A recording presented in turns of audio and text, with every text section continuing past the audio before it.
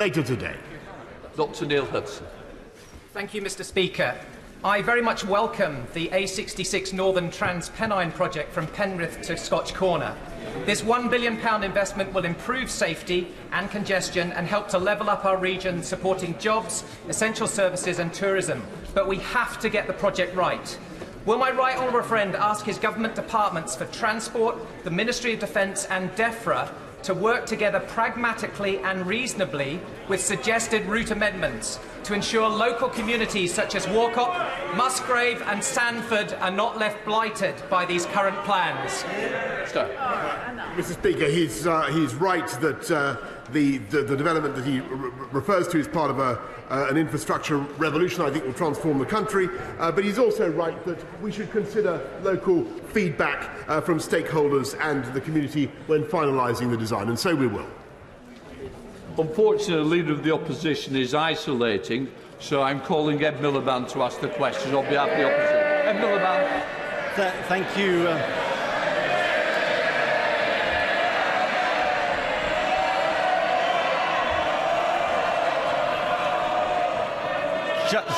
Just like the old days. Just to say, I presume you all want to get onto the budget, because all you're doing is delaying it. Ed Miliband. I just want to reassure both sides of the House it's one time only that I'm back. Mr. Speaker, we all need the vital COP26 summit in Glasgow to deliver next week, because failing to limit global warming to 1.5 degrees will have devastating consequences for our planet, and that is shared across this House. Does the Prime Minister agree that to keep that goal of 1.5 degrees alive, we need to roughly halve global emissions in this decisive decade? Well, I welcome the right honourable gentleman to his place, and indeed, I think the whole House will extend our sympathies to the Leader of the Opposition. I hope he returns soon. It is, of course, correct, Mr. Speaker, that COP26 is both unbelievably important for our planet, but also very difficult, and it's in the balance. Mr. Speaker, and he's right in what he says about the need to keep 1.5 degrees alive, and that will be, and it does depend on what happens this decade. It depends on the commitments that are made. All I will say, Mr. Speaker, is that already very substantial commitments under the UK presidency designate of COP have been achieved, and we've moved from only, he knows it's already a criminal offence, and I know that the Home Secretary, my right honourable friend, the Home Secretary, has asked the police to update her on exactly what details they have of what is happening. She wants to give them the space for the time being to conduct their inquiries into what's going on, but I would ask everybody with information about such incidents to come forward and contact their local police. Morris. With COP26 being imminent, I would like to draw attention to what good work's being done in Morecambe with the Eden project. Wes Johnson at Morecambe and Lancaster College has put forward a programme to teach youngsters in Morecambe the international Eden ethos to, shall we say, propagate the goodwill around the world. I'd like to invite the Prime Minister to come to Morecambe and come to the Morecambe Riviera to see the Eden project site at the earliest convenience. Thank you. Mr. Speaker, I'm delighted to respond in the affirmative, but to my honourable friend, because I think the last time he asked me about this, it was to ensure that we got an Eden project in Morecambe. So it sounds from what he's saying as though we're making progress in that direction, and that is thrilling. Ben Bradshaw. Thank you, Mr. Speaker. I'm sure the whole House will want to send my right honourable friend, the Leader of the Opposition, our best wishes. And it's also good, Mr. Speaker, to see a few more Conservative MPs heeding the Health Secretary's plea and wearing masks in this chamber. But given we have had for several weeks now COVID infection, hospitalisation and death rates far, far higher than any other Western European country, was it a mistake to abandon all those precautions back in July? And if not, why are our figures so bad? Mr. Speaker, I thank the honourable gentleman for his question, but the reality is that, of course, we monitor all the data very carefully every day, but we see nothing to suggest that we need to deviate from the plan that we've set out that began with the roadmap in February and that we are sticking to, that has given business and given this country to get on and achieve the unlockings that we've seen and indeed the fastest economic growth in the G7. Jane Hunt. Speaker, my Loughborough constituent Sophia Dady has composed a song about the positive action we can each take to combat climate change, which emphasises the need to clean, repair and protect. Will the Prime Minister join me in encouraging all UK schools to follow the lead of Fairfield Prep School in Loughborough and other schools across the world from Hawaii to Norway in raising awareness of this important issue through learning the song?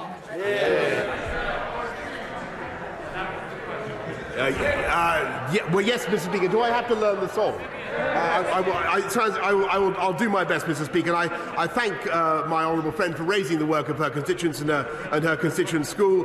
And it is absolutely vital that we not only recycle where it's sensible, but above all, we cut down on the use of plastics, Mr. Speaker. Sarah Sultana. Thank you, Mr. Speaker. This week it was revealed that fossil fuel companies, interest groups and climate denialists have donated £1.3 million to the Conservative Party and its MPs since 2019.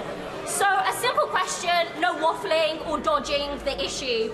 On the eve of COP26, will the Prime Minister demonstrate that he is serious about tackling the climate emergency by paying back this money and pledging that his party will never again take money and donations from the fossil fuel companies that are burning our planet? Yes or no? Mr. Speaker, all our donations are registered in the normal way, and I just remind her that the Labour Party's paymasters, the GMB, think Labour's policies mean that no families would have only to take one flight every 5 years, Mr. Speaker, and have their cars confiscated. Martin Vickers. Thank you, Mr. Speaker. This week it's UK Wind Week, and later this afternoon I'll be welcoming some young people from my constituency who see their futures in the renewable energy sector, which has done so much to level up the Grimsby, Cleethorpes and North East Lincolnshire. Will the Prime Minister give an assurance that the government will continue to invest in the skills and development of our young people to benefit the regional renewable energy sector? Yes, Mr. Speaker, and I think the whole House should be proud of the fact that the UK now produces more offshore wind, still produces more offshore wind than it. Not hot air, Mr. Speaker, but energy for the people of this country. Clean, green energy produced off Cleethorpes, in the North Sea, and we're massively going to be increasing the volume of that output, Mr. Speaker. Stephen Kinnock. Mr. Speaker, a thriving steel industry is the foundation of a more productive and resilient Britain. Yet bickering between the Chancellor and the Business Secretary is blocking the chance to tackle the sky-high energy prices that our steelmakers have been facing since long before the current price spikes. With the pathway to net zero dependent on steel firms using more electricity, not less, will he urge his colleagues around the Cabinet table to now put in place a wholesale energy price cap, along with long overdue reductions in network connection costs? Mr. Speaker, COP won't work without a cap. Well, Mr. Speaker, he's making a very important point about the high energy costs for energy-intensive industries, and that's why we've abated them with about £2 billion since 2013. But the answer is to do what we're doing to make up the long-term baseload needs of this economy by investing in nuclear, which I'm afraid Labour failed to do in their 13 lost years, Mr. Speaker, as well as in renewables. Prime Minister's questions.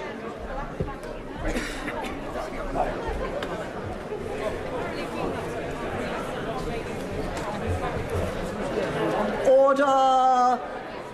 Order! Before I call the Chancellor of the Exchequer to make his budget statement, it is my duty to take the unusual step of saying a few words. As Chairman of Ways and Means, as the House knows, I chair and have responsibility for the House's proceedings on the budget. I share the concern of many members of this House about the apparent pre-briefing of budget material to the media before any announcements had been made in this House. I understand the Chancellor's position, and it's well understood that for a number of years, elements of the budget have been pre-briefed to the media in an embargoed basis to aid their coverage of it. But such pre-briefing, where the embargo makes clear that the material can be used only after the Chancellor has addressed this House, is rather different to what we have apparently experienced this year. That is, the briefing to the media of details of the budget statement to be published before the statement is delivered. As Mr. Speaker has said, and all ministers know, important policy announcements should be made first to Parliament. Given there shouldn't be shouts of resign over there, that's not what we're talking about. We're just talking about courtesy to this House. Given my responsibilities to the House with regard to the budget, I must put on record my support for Mr. Speaker's stance on this issue and express a firm hope, which I believe is felt on all sides of the House, that we do not find ourselves in this position again at future budgets. But, Chancellor, we are all very much looking forward to hearing the remainder of your announcements which you are about to make to us. I would like to know... Oh, no, you haven't. The Chancellor has still to give us the important parts of his budget. I remind honourable members that copies of the budget resolutions will be available from the Vote Office and Members' Lobby after the Chancellor's statement and, of course, online. I also remind honourable members we will have good behaviour over this next hour or so. Interventions are not taken during the Chancellor's statement, nor indeed during the replies on behalf of the opposition and the SNP. So we'll put aside all of those matters that we have just addressed and now concentrate. I call the Chancellor of the Exchequer to make his budget statement.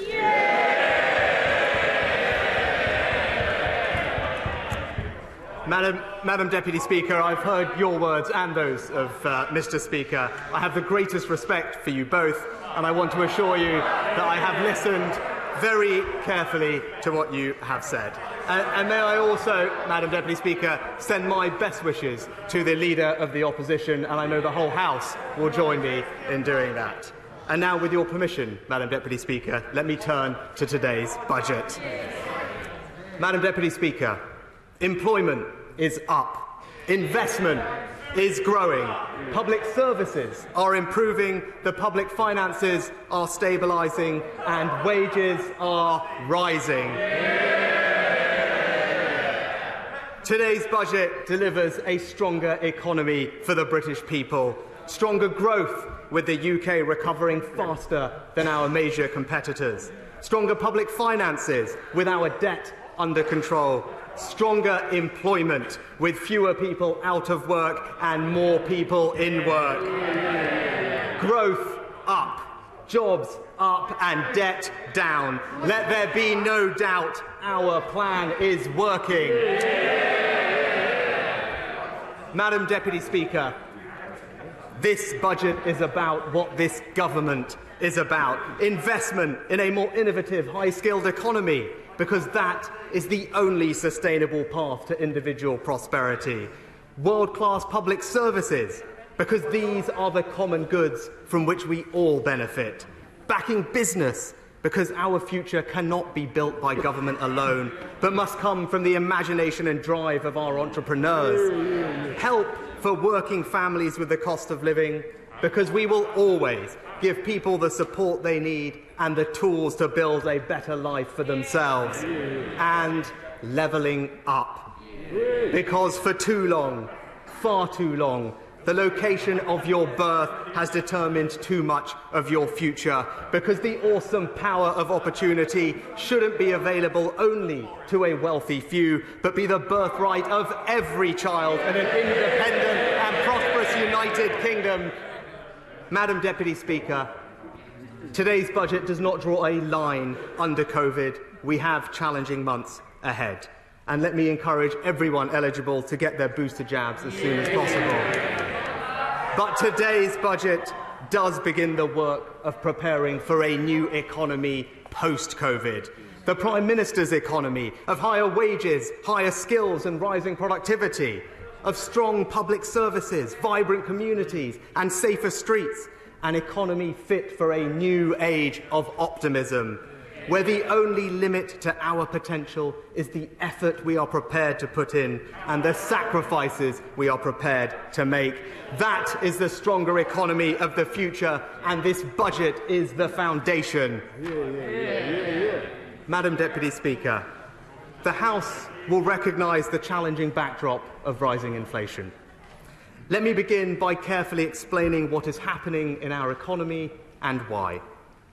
Inflation in September was 3.1% and is likely to rise further, with the OBR expecting CPI to average 4% over the next year. The majority of this rise in inflation can be explained by two global forces. First, as economies around the world reopen, demand for goods has increased more quickly than supply chains can meet. Having been shut down for almost a year, it takes time for factories to scale up production, for container ships to move goods to where demand is, for businesses to hire the people they need. And second, global demand for energy has surged at a time when supplies have already been disrupted, putting a strain on prices. In the year to September, the global wholesale price of oil, coal and gas combined has more than doubled. The pressures caused by supply chains and energy prices will take months to ease. It would be irresponsible for anyone to pretend that we can solve this overnight. I am in regular communication with finance ministers around the world, and it's clear these are shared global problems, neither unique to the UK nor possible for us to address on our own. But where the government can ease these pressures, we will act. To address the driver shortage, the Transport Secretary is introducing temporary visas, tackling testing backlogs, changing cabotage requirements, and is today announcing new funding to improve lorry park facilities. We've already suspended the HGV levy until August, and I can do more today, extending it for a further year until 2023 and freezing vehicle excise duty for heavy goods vehicles. To help with the cost of living, we've introduced a new £500 million household support fund, and today's budget will support working families further. And in terms of our fiscal policy, we are going to meet our commitments on public services and capital investment, but we are going to do so keeping in mind the need to control inflation. And finally, I have written to the Governor of the Bank of England today to reaffirm their remit to achieve low and stable inflation. And people should be reassured they have a strong track record in doing so. I understand people are concerned about global inflation, but they have a government here at home ready and willing to act. And Madam Deputy Speaker, in a period of global uncertainty, you need to work hard to maintain a strong economy and be responsible with the public finances, and that is what we are doing. I'm grateful to the OBR for their work, and I'm pleased to say they now expect our recovery to be quicker. Thanks to this government's actions, they forecast the economy to return to its pre-COVID level at the turn of the year, earlier than they thought in March. Growth this year is revised up from 4 to 6.5%. The OBR then expect the economy to grow by 6% in 2022 and 2.1%, 1.3% and 1.6% over the next 3 years. In July last year, at the height of the pandemic, unemployment was expected to peak at 12%. Today, the OBR expect unemployment to peak at just 5.2%. That means over 2 million fewer people out of work than previously feared. And wages are rising. Compared to February 2020, they have grown in real terms by almost 3.5%. And I can confirm for the House the OBR's forecast for business investment has been revised up over the next 5 years. And because of the actions we took to support our economy, we have been more successful than previously feared in preventing the long-term economic damage of COVID. The OBR have today revised down their scarring assumption from 3% to 2%. In the depths of the worst economic crisis on record, we set out a plan for jobs, a plan that was backed by business groups and trade bodies, a plan that has helped millions of people and saved millions of jobs, a plan that the OBR have today described as remarkably successful. Madam Deputy Speaker, today's forecast confirm beyond doubt our plan for jobs is working. And Madam Deputy Speaker, disruption in the global economy highlights the importance of strong public finances. Coronavirus left us with borrowing higher than at any time since the Second World War. As the Prime Minister reminded us in his conference speech, higher borrowing today is just higher interest rates and even higher taxes tomorrow. So we need to strengthen our public finances so that when the next crisis comes, we have the fiscal space to act.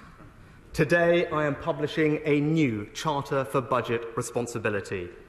The Charter sets out 2 fiscal rules which will keep this government on the path of discipline and responsibility. First, underlying public sector net debt, excluding the impact of the Bank of England, must, as a percentage of GDP, be falling. Second, in normal times, the state should only borrow to invest in our future growth and prosperity. Everyday spending must be paid through taxation. Both rules must be met by the 3rd year of every forecast period, giving us the flexibility to respond to crises while credibly keeping our public finances under control. These rules are supplemented by targets to spend up to 3% of GDP on capital investment and keep welfare spending on a sustainable path. Madam Deputy Speaker, the House will be asked to vote on our Charter, giving members a simple choice: to abandon our fiscal anchor and leave our economy adrift with reckless, unfunded pledges, or to vote for what we on this side of the House know is the right course: sound public finances and a stronger economy for the British people. Madam Deputy Speaker, important as the Charter is, our credibility comes as much from what we do as what we say. So I'm pleased to tell the House that because our plan is delivering a stronger economy, and because we've taken tough but responsible decisions on public finances, the OBR report today that all our fiscal rules have been met. Underlying debt is forecast to be 85.2% of GDP this year, then 85.4% of GDP in 22-23, before peaking at 85.7% in 23-24. It then falls in the final 3 years of the forecast from 85.1 to 83.3%.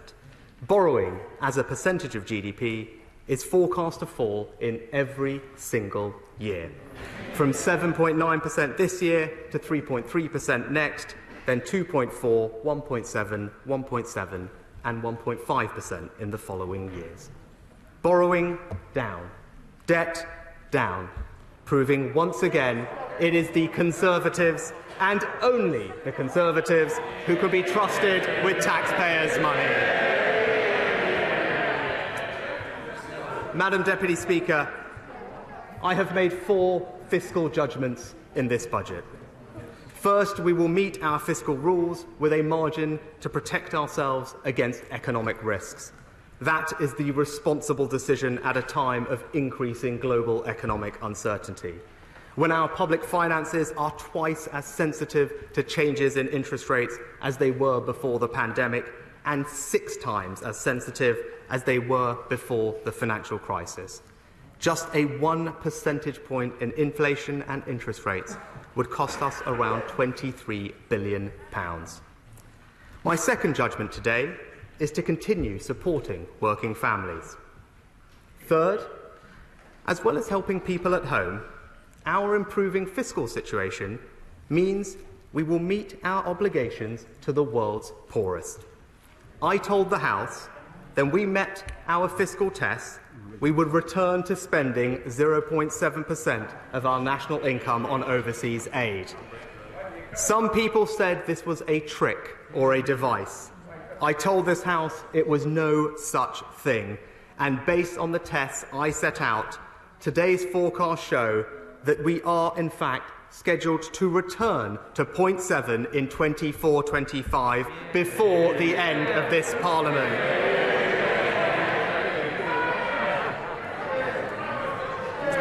And, Madam Deputy Speaker, my fourth fiscal judgment is this. Today's budget increases total departmental spending over this Parliament by £150 billion.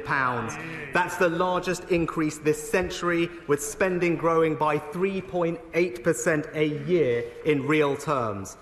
As a result of this spending review, and contrary to speculation, there will be a real terms rise in overall spending for every single department. And public sector net investment as a share of GDP will be at the highest sustained level for nearly half a century. If anybody still doubts it, today's budget confirms the Conservatives are the real party of public services.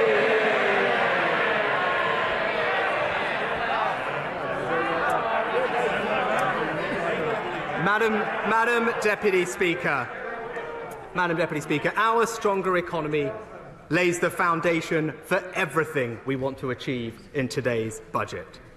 World-class public services and more investment in our future growth. Before I turn to the details, I'd like to thank my right honourable friend, the Chief Secretary. Yeah. Completing the spending review in such challenging circumstances was a tall order, and thankfully we had just the man for the job. Madam Deputy Speaker, at the start of this Parliament, resource spending on healthcare was £133 billion. Today's spending review confirms that by the end of this Parliament it will increase by £44 billion to over £177 billion. And the extra revenue we're forecast to raise from the Health and Social Care Levy is going direct to the NHS and social care as promised. The health capital budget will be the largest since 2010. Record investment in health R&D, including better newborn screening, as campaigned for by the member for the cities of London and Westminster.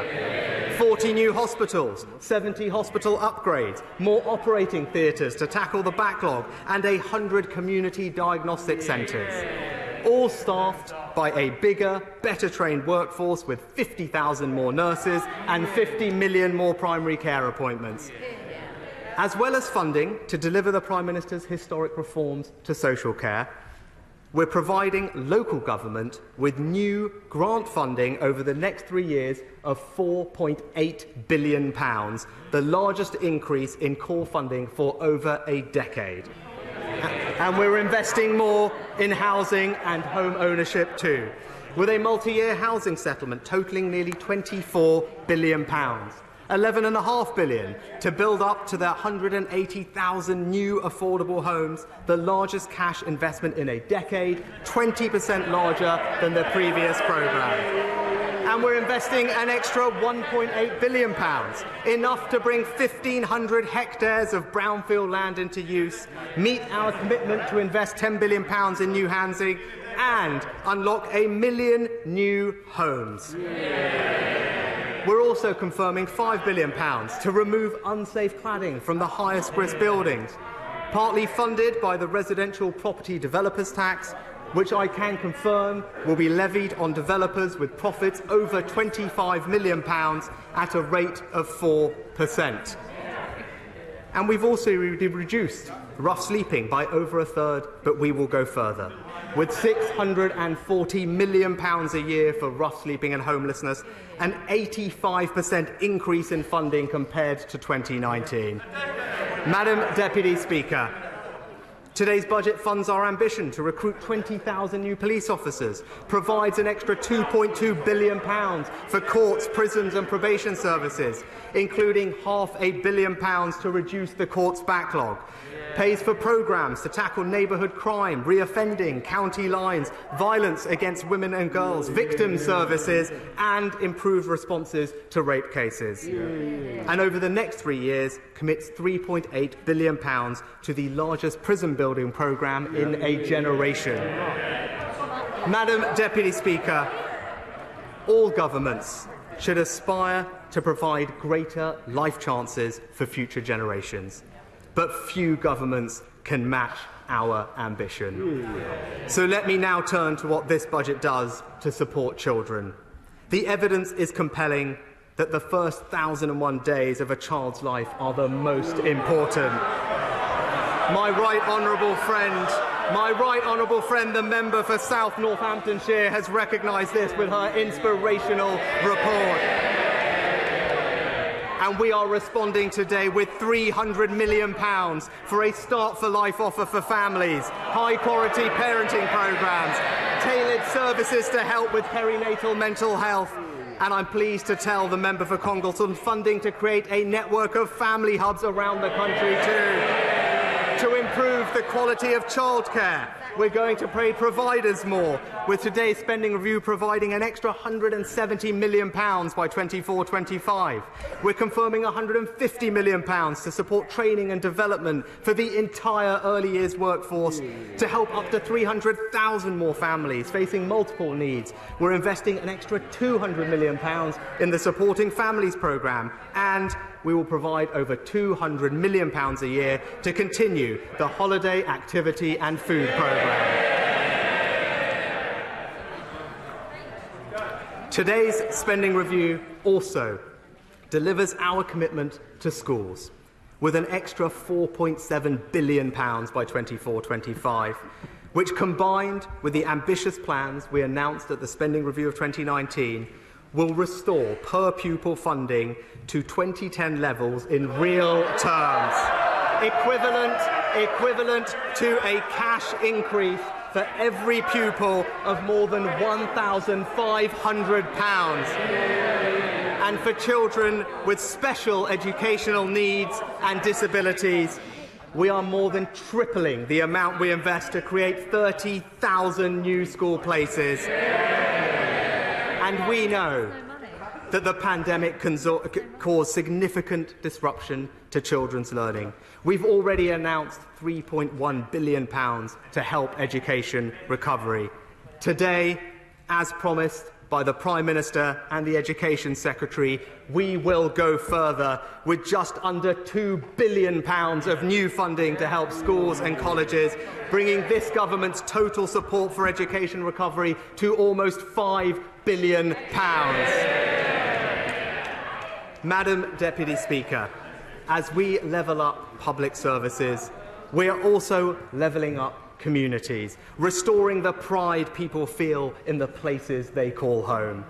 To do that, we're providing £560 million for youth services, enough to fund up to 300 youth clubs across the country, over £200 million to build or transform 8,000 state-of-the-art community football pitches across the UK, funding to turn over 100 areas of derelict land into new pocket parks, and I'm allocating the first round of bids from the Levelling Up Fund.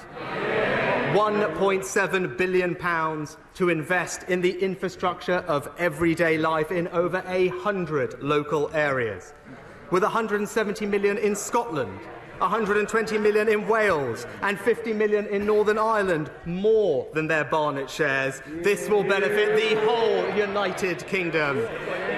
We are backing projects in Aberdeen, Bury, Burnley, Lewes, Clwyd South, and not one, not two, but 3 successful projects for the great city of Stoke-on-Trent.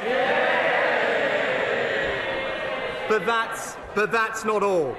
We're also going to fund projects in Ashton-under-Lyne, South Leicester, Sunderland, Doncaster, and West Leeds. Madam Deputy Speaker, we are so committed to levelling up, we are even levelling up the opposition front bench. Madam Deputy Speaker, levelling up is also about protecting our unique culture and heritage.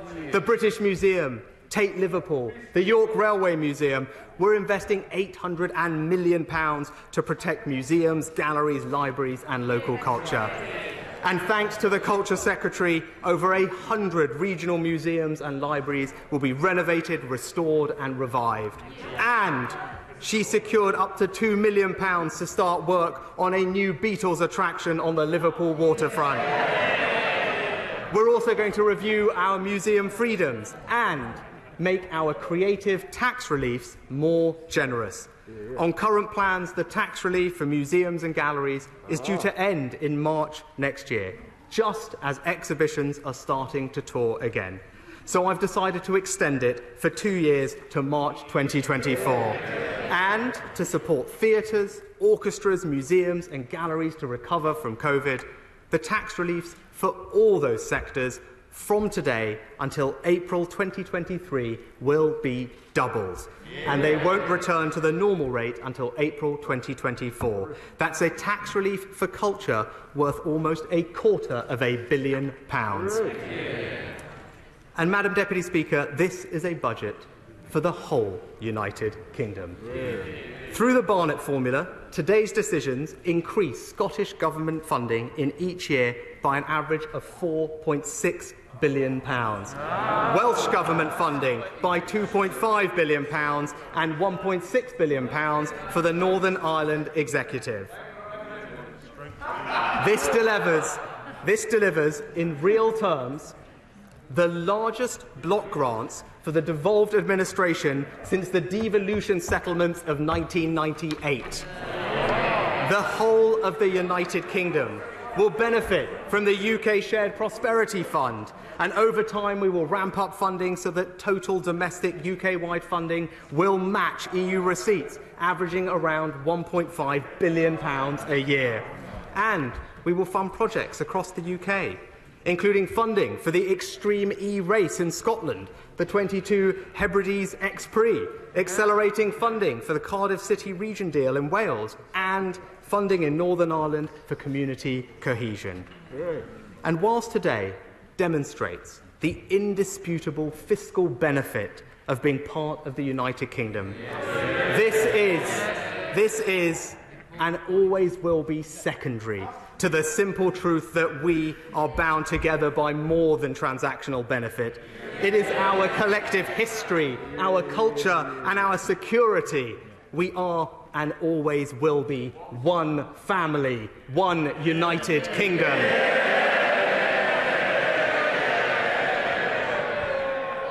Madam Deputy Speaker, whilst today's budget delivers historically high levels of public spending, its success will be measured not by the billions we spend, but by the outcomes we achieve and the difference we make to people's lives.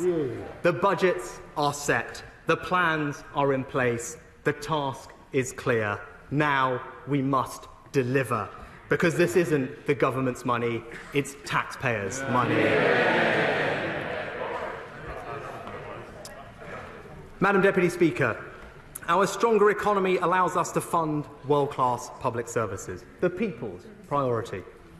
But over the long term, the only way to pay for higher spending is economic growth.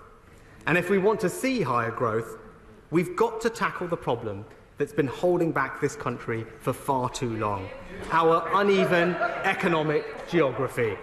As we come out of the worst economic shock we've ever seen, we've got a choice: to retrench or to invest. This government chooses to invest. To invest in our economic infrastructure, to invest in innovation, to invest in skills, to invest in a plan for growth that builds a stronger economy for the future. That's what this budget is about, and that's what this government is about. Madam Deputy Speaker, infrastructure connects our country, drives productivity, and levels up. That's why our national infrastructure strategy invests in economic infrastructure like roads, railways, broadband and mobile, over £130 billion. To connect our towns and cities, we're investing £21 billion on roads and £46 billion on railways. Our integrated rail plan will be published soon, dramatically improving journey times between our towns and cities. And today, we're providing £5.7 billion for London-style transport settlements in Greater Manchester, the Liverpool City region, the Tees Valley, South Yorkshire, West Midlands and the West of England. And we're helping local transport everywhere, with £2.6 billion for a long-term pipeline of over 50 local roads upgrades, over £5 billion for local roads maintenance, enough to fill 1 million more potholes a year, and funding for buses, cycling and walking, totalling more than £5 billion. The Prime Minister promised an infrastructure revolution. This budget delivers an infrastructure revolution. Madam Deputy Speaker, investment in our infrastructure is just the first step. We need to do what the people of this country have always done: invent, discover and create the ideas and technologies that will change the world. So we will also invest more in innovation. The UK is already a world leader. With less than 1% of the world's population, we have 4 of the world's top 20 universities, 14% of the world's most impactful research, and the second most Nobel laureates. We want to go further. I can confirm we will maintain our target to increase R&D investment to £22 billion.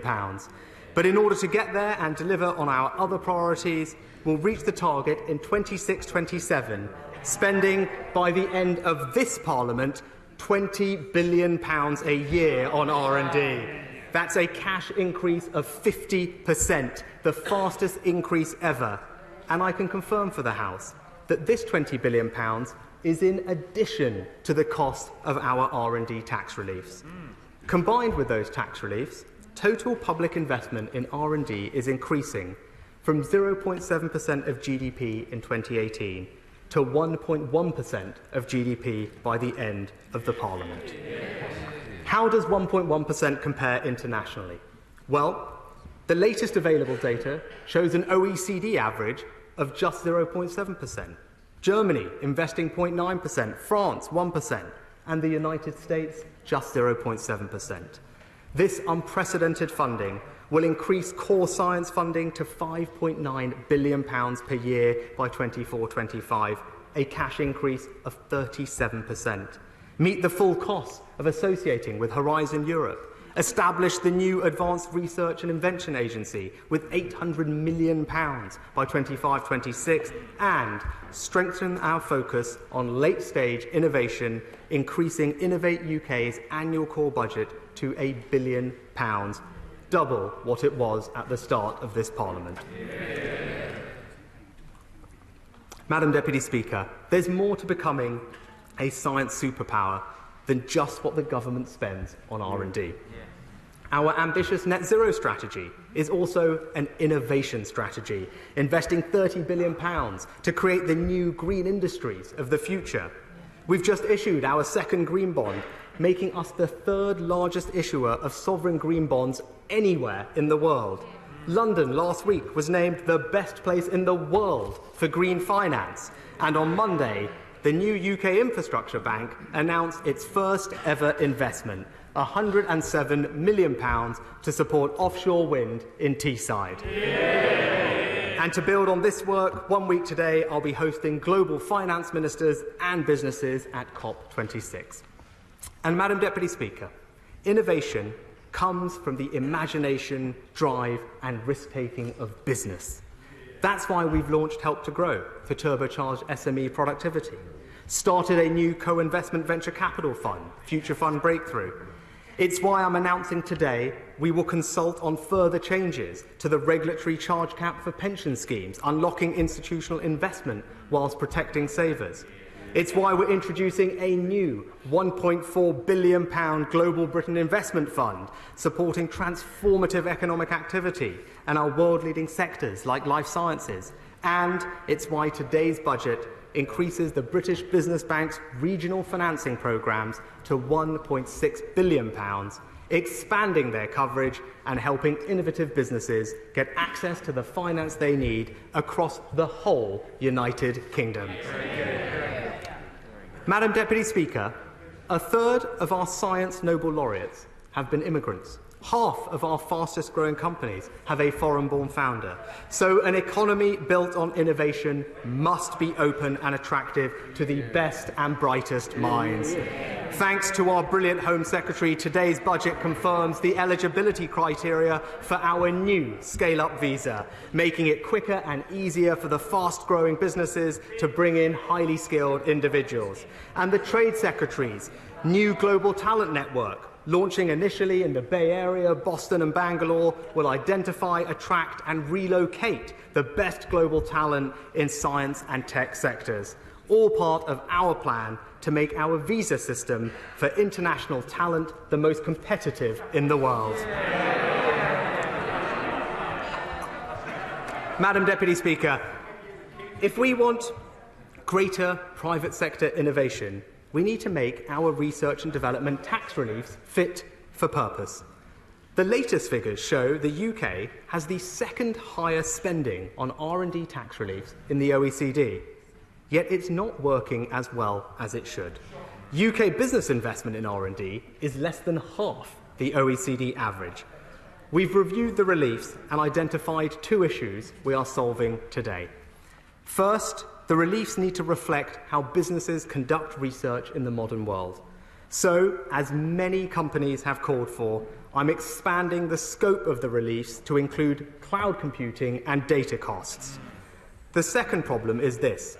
Companies claimed UK tax relief on £48 billion of R&D spending. Yet UK business investment was around half of that, at just £26 billion. We are subsidising billions of pounds of R&D that isn't even happening here in the United Kingdom. That's unfair on British taxpayers, and it puts us out of step with places like Australia, Canada, Hong Kong, Singapore, Switzerland and the USA, who have all focused their R&D tax reliefs on domestic activity. So from April 2023, we are going to do the same and incentivise greater investment here at home. So, Madam Deputy Speaker, £22 billion investment in R&D, the Net Zero Strategy, the Future Fund, Help to Grow, more regional finance, unlocking institutional capital, a more competitive visa system and a modernised R&D tax credits regime. Enough action to prove the hypothesis we are making this country a science and technology superpower. And, Madam Deputy Speaker, as well as investing in infrastructure and innovation, there is one further part of our plan for growth that is crucial: providing a world-class education to all our people. Higher skills lead to higher regional productivity, and higher productivity leads to higher wages. With 80% of the UK's 2030 workforce already in work, our future success depends not just on the schooling we give our children, but the lifelong learning we offer to adults. We've already done a lot. Our plan for jobs invested in apprenticeships, traineeships and the Kickstart scheme, but we need to go further. Today's budget invests in the most wide-ranging skills agenda this country has seen in decades. We are increasing skills spending over the Parliament by £3.8 billion, an increase of 42%. We're expanding T-levels, building institutes of technology, rolling out the Prime Minister's lifetime skills guarantee, upgrading our FE college estate, quadrupling the number of places on skills boot camps, and significantly increasing funding for apprenticeships. We are also going to tackle a tragic fact. Millions of adults in our country have numeracy skills lower than those expected of a 9-year-old. According to the leading charity, National Numeracy, this costs individuals with poor numeracy up to £1,600 a year in lost earnings. People with poor numeracy skills are more than twice as likely to be unemployed as their peers. So today, I can announce a new UK-wide numeracy programme, Multiply. With £560 million, Multiply will improve basic math skills and help to change people's lives across the whole United Kingdom. So, Madam Deputy Speaker, we're building our infrastructure with new roads, railways and broadband, cementing our status as a science and technology superpower, and strengthening the skills of our people, the country's greatest asset. That is a real plan for growth, and that's how this government is building a stronger economy for the British people. Madam Deputy Speaker, world-class public services are the people's priority. Investment in infrastructure, innovation and skills will create the growth that we need to pay for them. But as Conservatives, we know that government action alone won't be enough to create a stronger economy. We want this country to be the most exciting and dynamic place in the world for business. And now that we've left the EU, we have the freedom to do things differently and deliver a simpler, fairer tax system. I want to begin with one of our smallest taxes, but a tax which plays an important role in one of our preeminent industries, shipping. Now that we've left the EU, today we start reforming our tonnage tax regime to make it simpler and more competitive. And we're also making it fairer for UK taxpayers. When we were in the old EU system, ships in the tonnage tax regime were required to fly the flag of an EU state. But that doesn't make sense for an independent nation, so I can announce today that our tonnage tax will, for the first time ever, reward companies for adopting the UK merchant shipping flag, the red ensign. That is entirely fitting for a country with such a proud maritime history as ours. And, Madam Deputy Speaker, I am sure the opposition will be delighted that red flags are still flying somewhere in this country, even if they are all at sea. Let me turn now to air passenger duty. Right now, people pay more for return flights with and between the 4 nations of the United Kingdom than they do when flying home from abroad. We used to have a return leg exemption for domestic flights, but were required to remove it in 2001.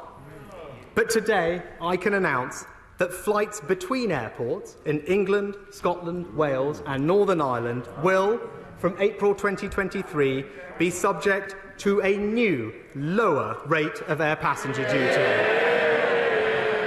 This will help cut the cost of living, with 9 million passengers seeing their duty cut by half. It will bring people together across the United Kingdom.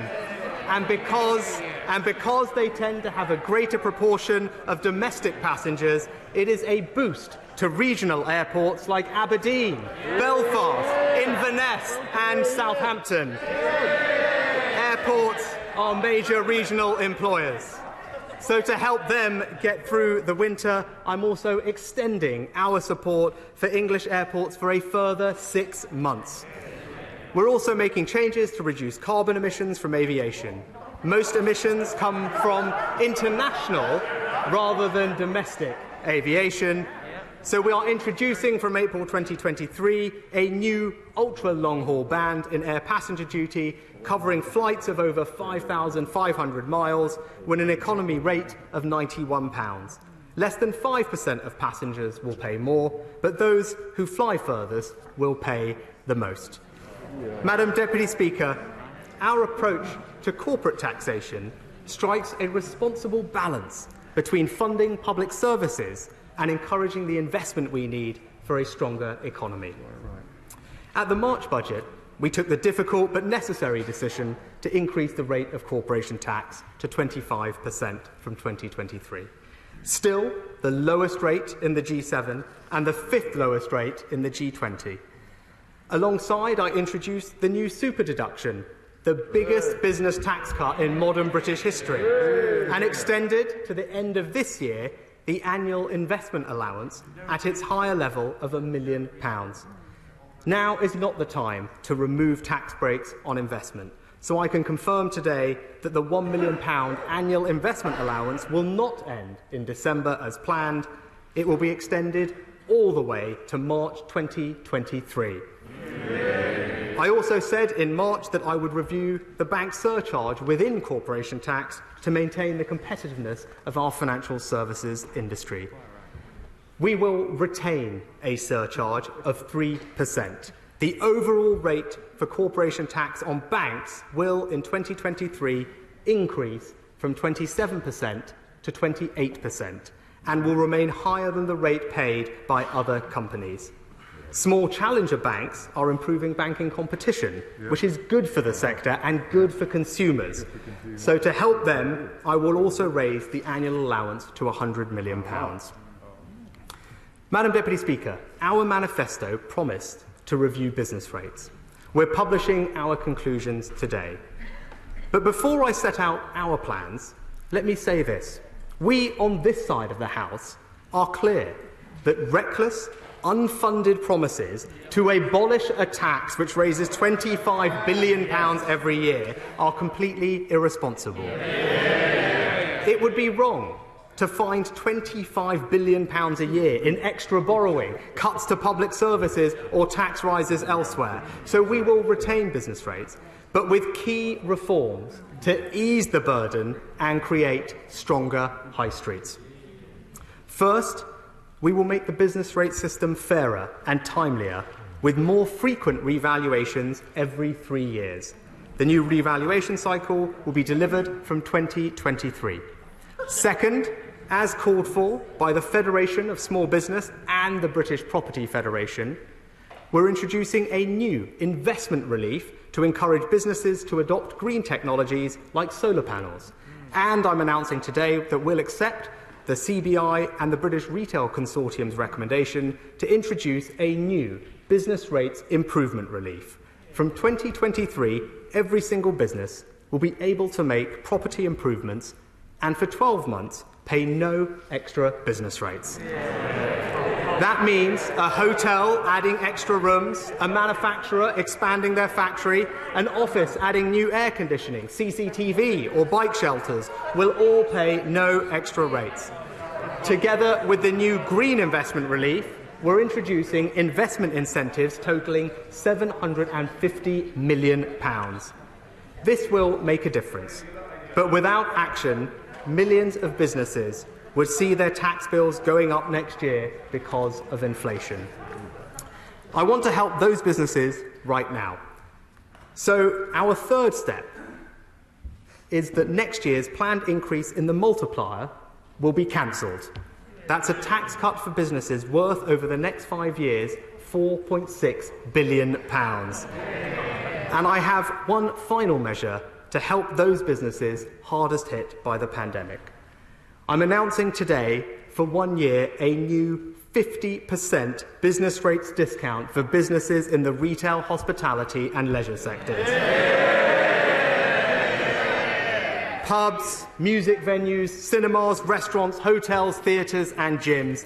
Any eligible business can claim a discount on their bills of 50% up to a maximum of £110,000. That is a business tax cut worth almost £1.7 billion. Together with small business rate relief, this means that over 90% of all retail, hospitality and leisure businesses will see a discount of at least 50%. Apart from the COVID reliefs, This is the biggest single-year tax cut to business rates in over 30 years. Madam Deputy Speaker, taken together, today's budget cuts business rates by £7 billion. Madam Deputy Speaker, we are unleashing the dynamism and creativity of British businesses with a simpler, fairer and more competitive tax system. The biggest business tax cut in modern British history, the biggest single-year tax cut to business rates for 30 years, £1 million investment allowance, tonnage tax reformed, air passenger duty cut. That is the way to back business and build a stronger economy. Madam Deputy Speaker, let me turn now to alcohol duties. First introduced in 1643 to help pay for the Civil War, our alcohol duty system is outdated, complex and full of historical anomalies. The Institute of Fiscal Studies have called it, in their words, a mess. The Institute of Economic Affairs said it defies common sense. And the World Health Organization have warned that countries like the UK, which follow the EU rules, are, and I quote, unable to implement tax systems that are optimal from the perspective of public health. So, Madam Deputy Speaker, today we are taking advantage of leaving the EU to announce the most radical simplification of alcohol duties for over 140 years. We are taking 5 steps today to create a system that is simpler, fairer and healthier. First, to radically simplify the system, we are slashing the number of main duty rates from 15 to just 6. Our new system will be designed around a common sense principle. The stronger the drink, the higher the rate. This means that some drinks, like stronger red wines, fortified wines or high-strength white ciders, will see a small increase in their rates because they are currently undertaxed given their strength. That's the right thing to do, and it will help end the era of cheap, high-strength drinks which can harm public health and enable problem drinking. And because this is a more rational system, the converse is also true. Many lower alcohol drinks are currently overtaxed and have been for many decades. Rosé, fruit ciders, liqueurs, lower strength beers and wines, today's changes mean that they will pay less. The second step I'm taking today will encourage small, innovative craft producers.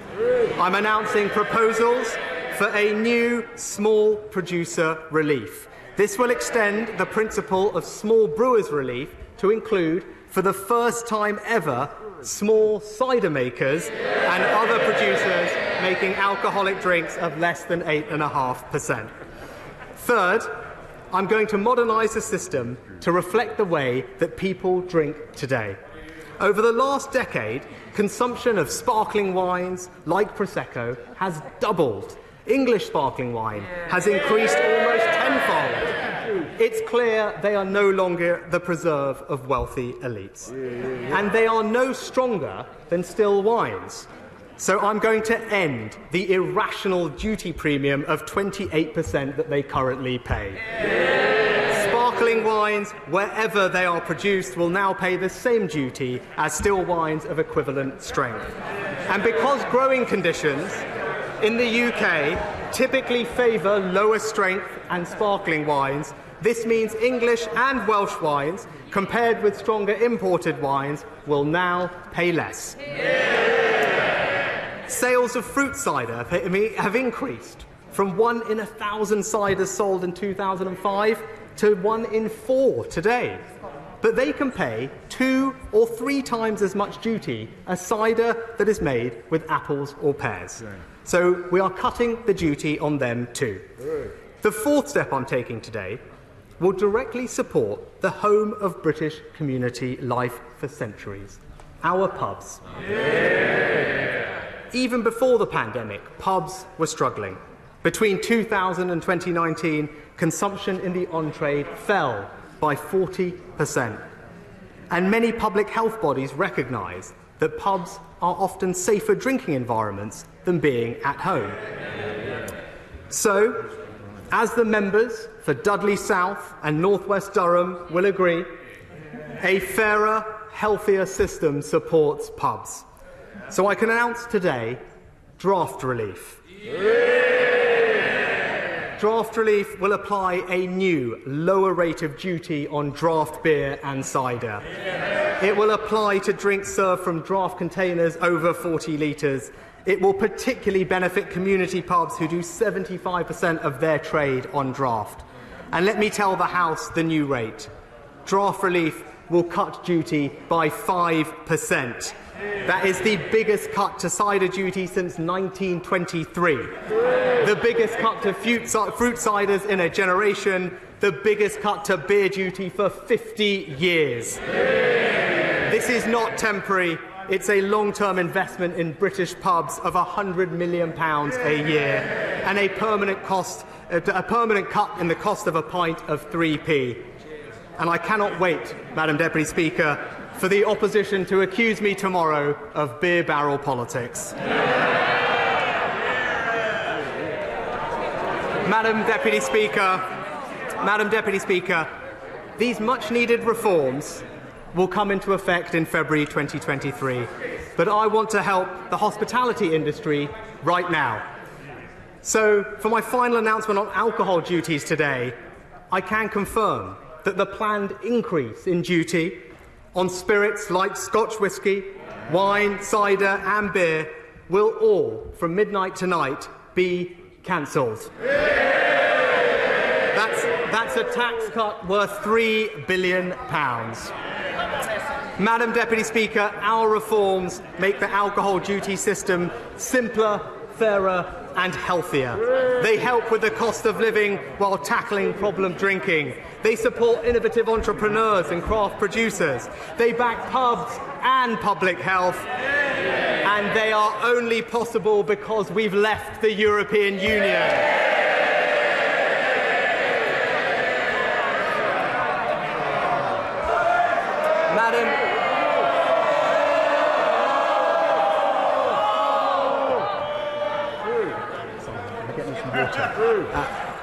Madam Deputy Speaker, world-class public services, investment in infrastructure, innovation and skills, simpler, fairer taxes to support businesses and consumers, all built on the foundation of a stronger economy and responsible public finances.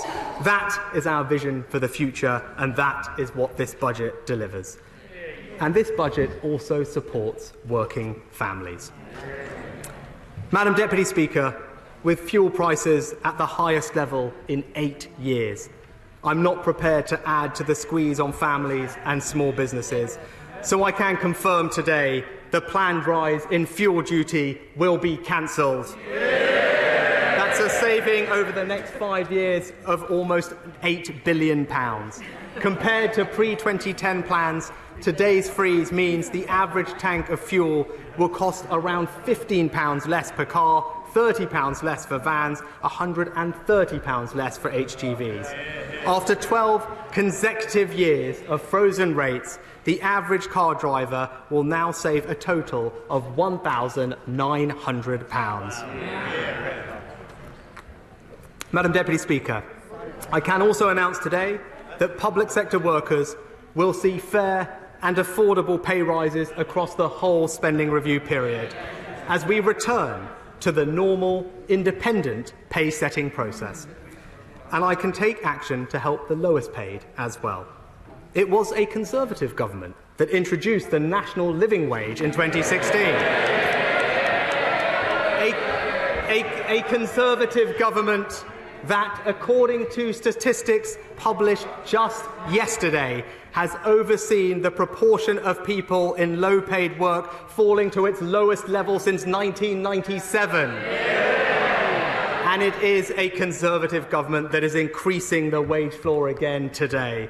The Independent Low Pay Commission brings together economists, business groups and trades unions. The government is accepting their recommendation to increase the national living wage next year by 6.6% to £9.50 an hour. For a full-time worker, that's a pay rise worth over £1,000. It will benefit over 2 million of the lowest paid workers in the country. It's broadly consistent with previous increases and keeps us on track for our target of 2/3 of median earnings by 2024. And it is a major commitment to the high-wage, high-skill, high-productivity economy of the future.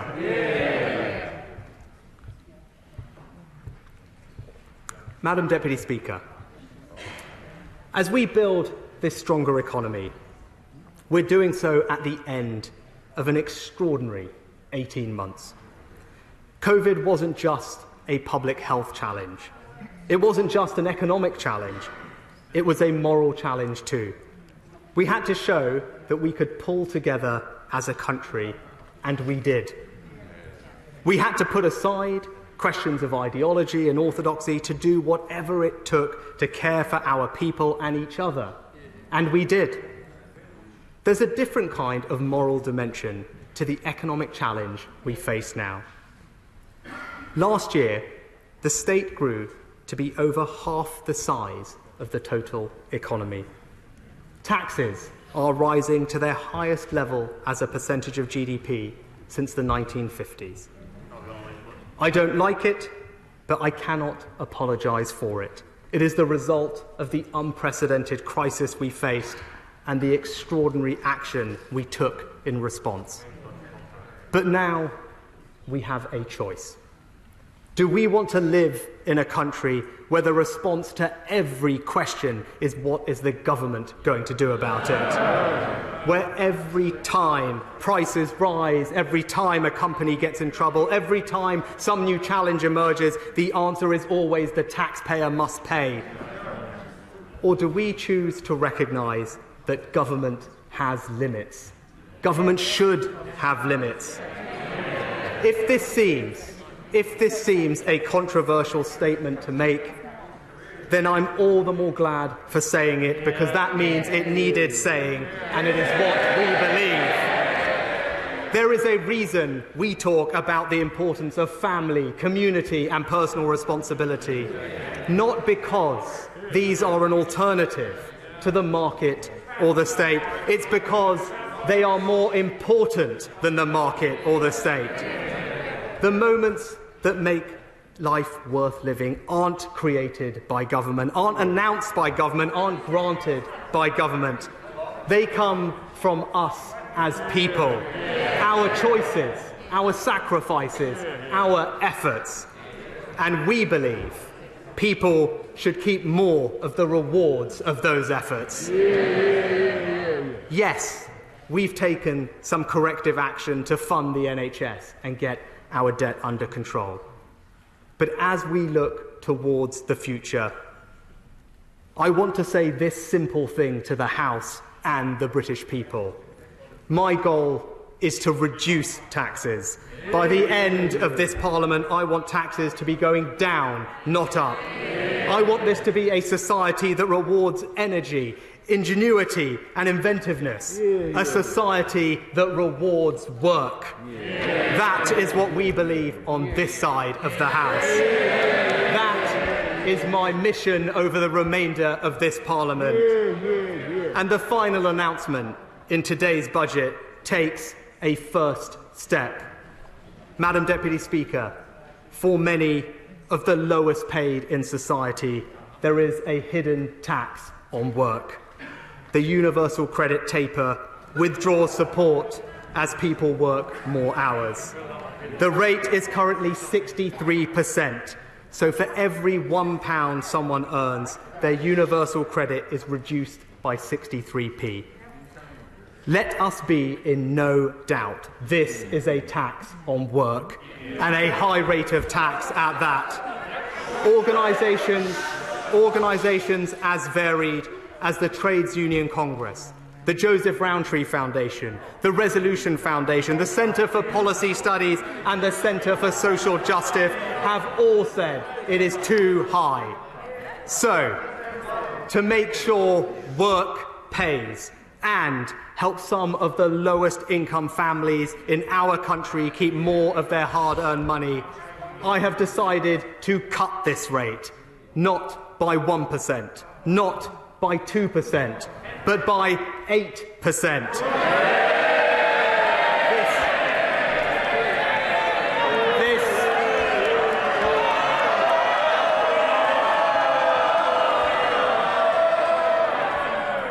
This is a tax on working people, and we are cutting it from 63 to 55%. The rate originally envisaged by my right honourable friend, the member for Chingford. And because I'm also increasing the work allowances by £500, this is a tax cut next year worth over £2 billion. Nearly 2 million families will keep, on average, an extra £1,000 a year. Changes like this normally take effect at the start of the new tax year in April. But we want to help people right now. So we will introduce this within weeks and no later than December the 1st. Let me tell the House what these changes mean. A single mother of two, renting and working full-time on the national living wage, will be better off by around £1,200. A couple renting a home with their 2 children, one working full-time, the other working part-time, will be better off every single year by £1,800. This is a £2 billion tax cut for the lowest paid workers in our country. It supports working families, it helps with the cost of living, and it rewards work. So, Madam Deputy Speaker, fuel duty cut, air passenger duty cut, alcohol duty cut, the biggest cut to business rates in 30 years. Growth up, jobs up, wages up, public finances back in a better place, more investment in infrastructure, innovation and skills, a pay rise for over 2 million people and a £2 billion tax cut for the lowest paid. This budget helps with the cost of living. This budget levels up to a higher wage, higher skill, higher productivity economy. This budget builds a stronger economy for the British people, and I commend it to the House.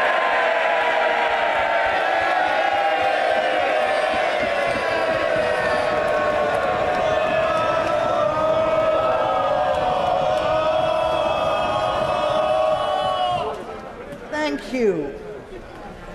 Under Standing Order number 51, the first motion entitled Provisional Collection of Taxes must be decided without debate. Will the Chancellor of the Exchequer please move? They're all getting in the way. Will the Chancellor of the Exchequer please move it formally? The question is that, pursuant to Section 5 of the Provisional Collection of Taxes Act 1968, provisional statutory effect shall be given to the following motions. Returns for disposals of UK land, etc., motion number 19. Diverted profits tax closure notices, etc., motion number 24. Rates of tobacco products duty, motion number 39. And vehicle excise duty exemption for cabotage operations, motion number 41. As mayors of that opinion, say aye. Aye. Of the contrary, no. I think the ayes have it. The ayes have it. So we now come to the motion entitled Income Tax Charge. It is on this motion that the debate will take place today and on succeeding days. The questions on this motion and on the remaining motions will be put at the end of the budget debate on Tuesday, 2nd of November. I call the Chancellor of the Exchequer to move the motion formally. The question is that income tax is charged for the tax year 2022 to 23, and it is declared that it is expedient in the public interest that this resolution should have statutory effect under the provisions of the Provisional Collection of Taxes Act 1968. I would normally, at this point, call the Leader of the Opposition to respond to the Chancellor's statement. As the Speaker announced earlier, the Leader of the Opposition is sadly isolating. We all wish him a speedy recovery, and therefore I call to answer on behalf of the Opposition the Shadow Chancellor, Rachel Reeves. Thank you, Madam Deputy Speaker. Families struggling with the cost of living crisis, businesses hit by a supply chain crisis, those who rely on our schools and our hospitals and our police. They won't recognise the world that the Chancellor is describing. They will think that he is living in a parallel universe. The Chancellor in this budget has decided to cut taxes for banks. So, Madam Deputy Speaker, at least the bankers on short-haul flights sipping champagne will be cheering this budget today. And the arrogance, after taking £6 billion out of the pockets of some of the poorest people in this country, expecting them to cheer today for £2 billion given to compensate. In the long story of this Parliament, never has a Chancellor asked the British people to pay so much for so little. Time and again today, the Chancellor compared the investments that he is making to the last decade. But who was in charge? Who was in charge in this last decade? They were. So let's just reflect on the choices that Chancellor has made today. The highest sustained tax burden in peacetime. And who is going to pay for it? It's not international giants like Amazon. No, the Chancellor has found a tax deduction for them.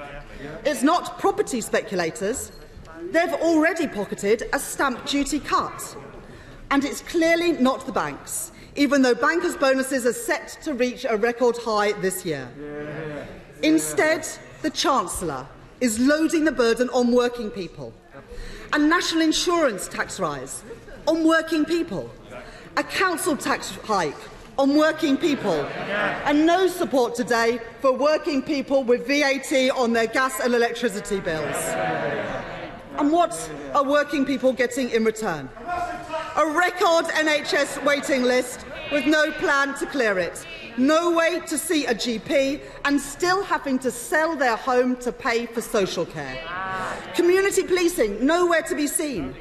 A court backlog leaving victims without justice.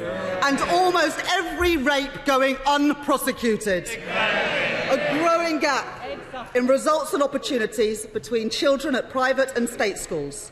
Soaring number of pupils in supersized classes. And no serious plan to catch up on learning stolen by the virus. £2 billion announced today, a pale imitation of the £15 billion catch-up fund that the Prime Minister's own education czar said was needed. No wonder, Madam Deputy Speaker, that he resigned. Now, the Chancellor talks about world-class public services. Tell that to a pensioner waiting for a hip operation. Tell that to a young woman waiting to go to court to get justice. Tell that to a mum and dad waiting for their child to get the mental health support that they need. And the Chancellor says today that he's realised what a difference early years spending makes. I would just say to the Chancellor, has he ever heard of the Sure Start programme that this Tory government has cut? You voted for it.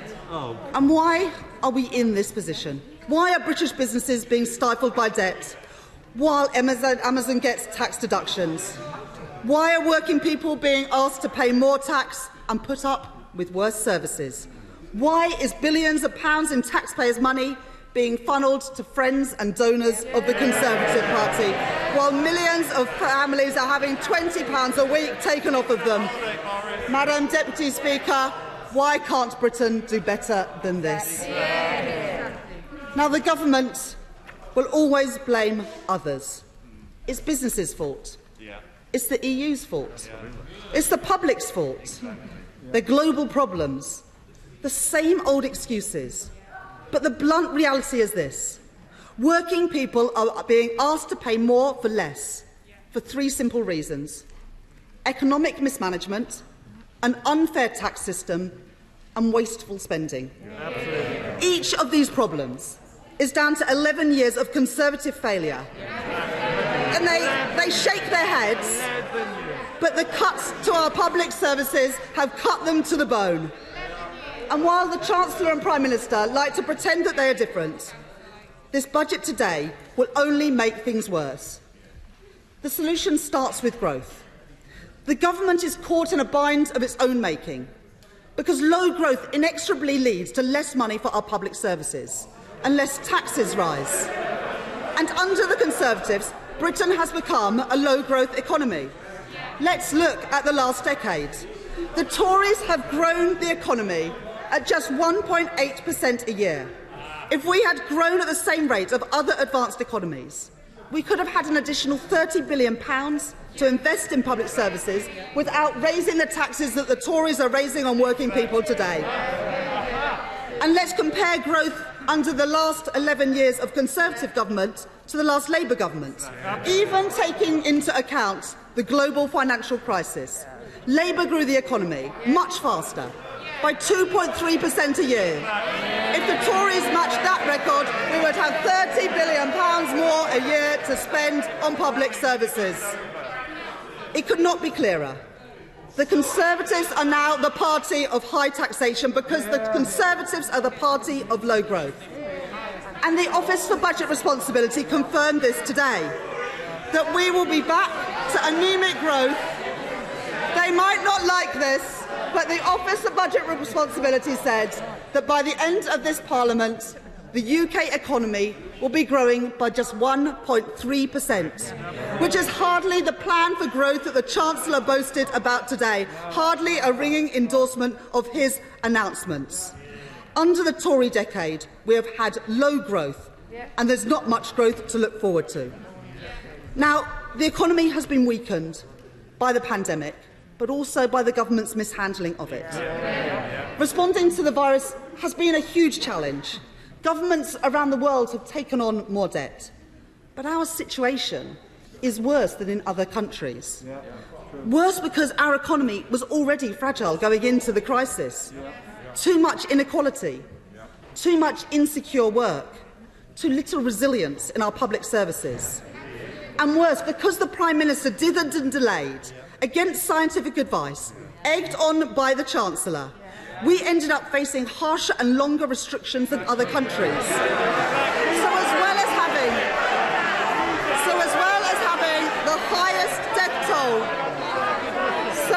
having the highest death toll in Europe, Britain suffered the... Order. We've got to be able to hear the Honourable Lady. Now, Rachel Reeves. So as well as having the highest death toll in Europe, Britain has suffered the worst economic hit of any major economy. Now, the Chancellor now boasts that we are growing faster than others, but that's because we fell the furthest. And whilst the US and others have already seen their economy bounce back to levels seen before the pandemic, the UK hasn't. Our economy is set to be permanently weaker. On top of all that, the government is now lurching from crisis to crisis.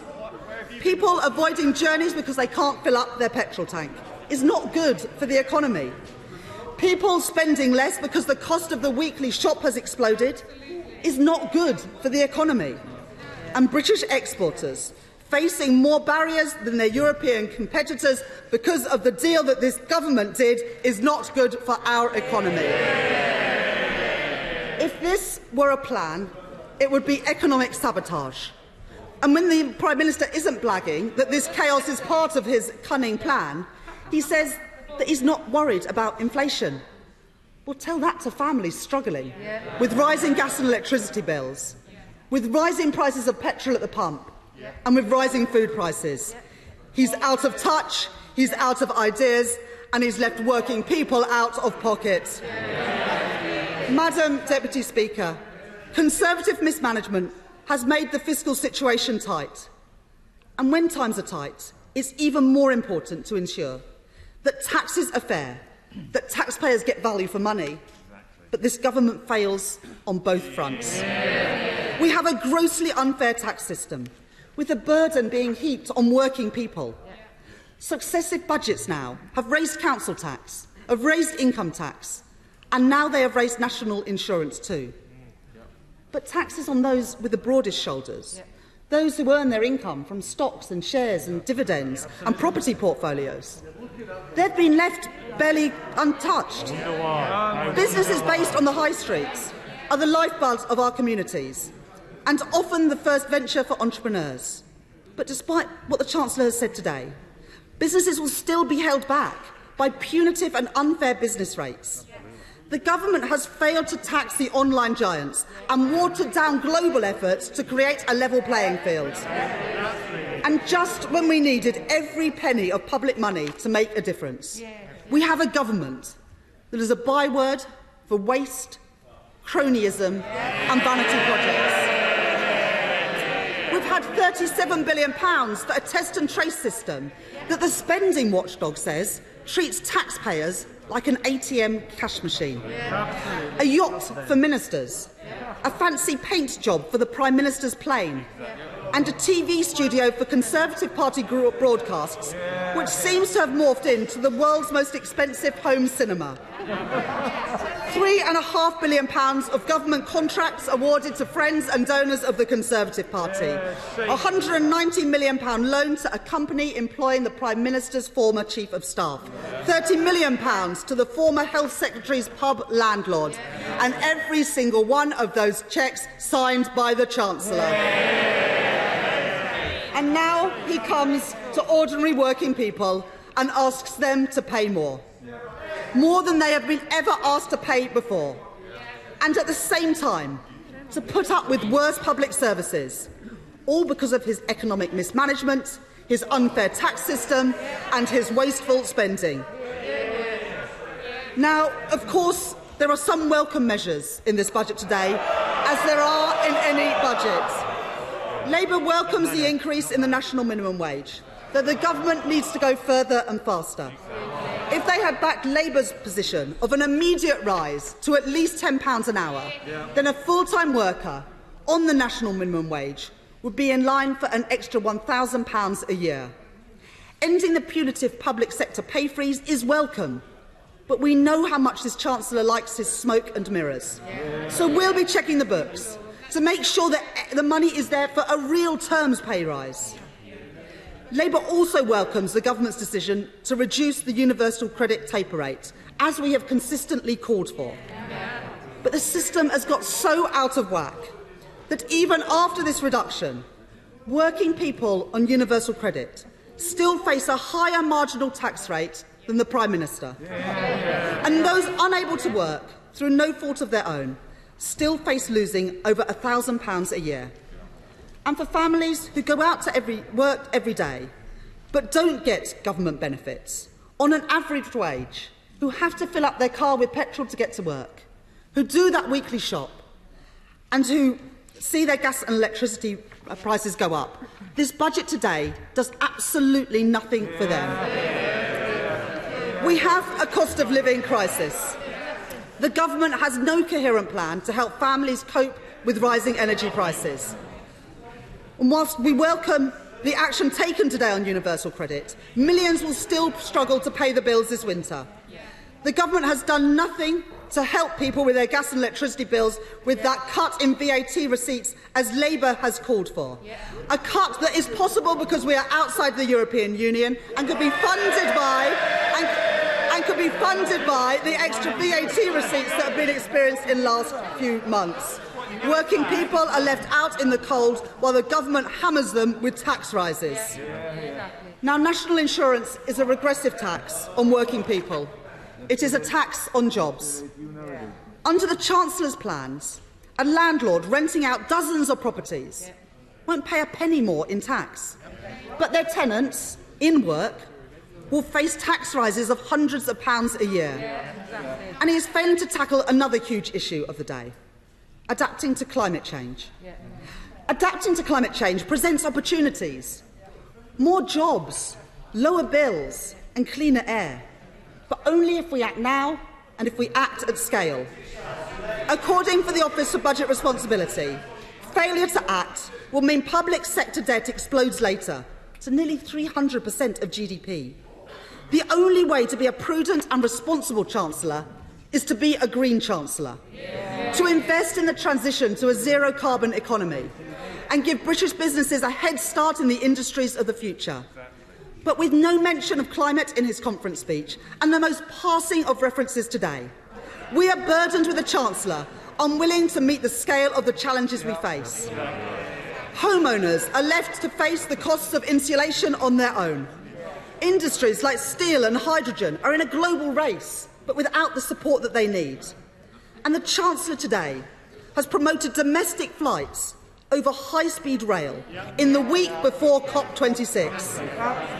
And it is because of this, Chancellor, that in this very week that we try and persuade other countries to reduce their emissions, this government can't even confirm that it will meet its 2035 climate reduction target. Madam Deputy Speaker, everywhere working people look at the moment, they see prices going up and they see shortages on the shelves. But this budget did nothing to address their fears. Household budgets are being stretched thinner than ever. But this budget did nothing to deal with the spiralling cost of living. It is a shocking missed opportunity by a government that is completely out of touch. There is an alternative.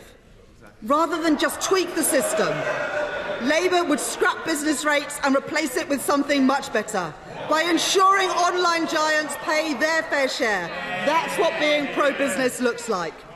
We wouldn't put up national insurance for working people.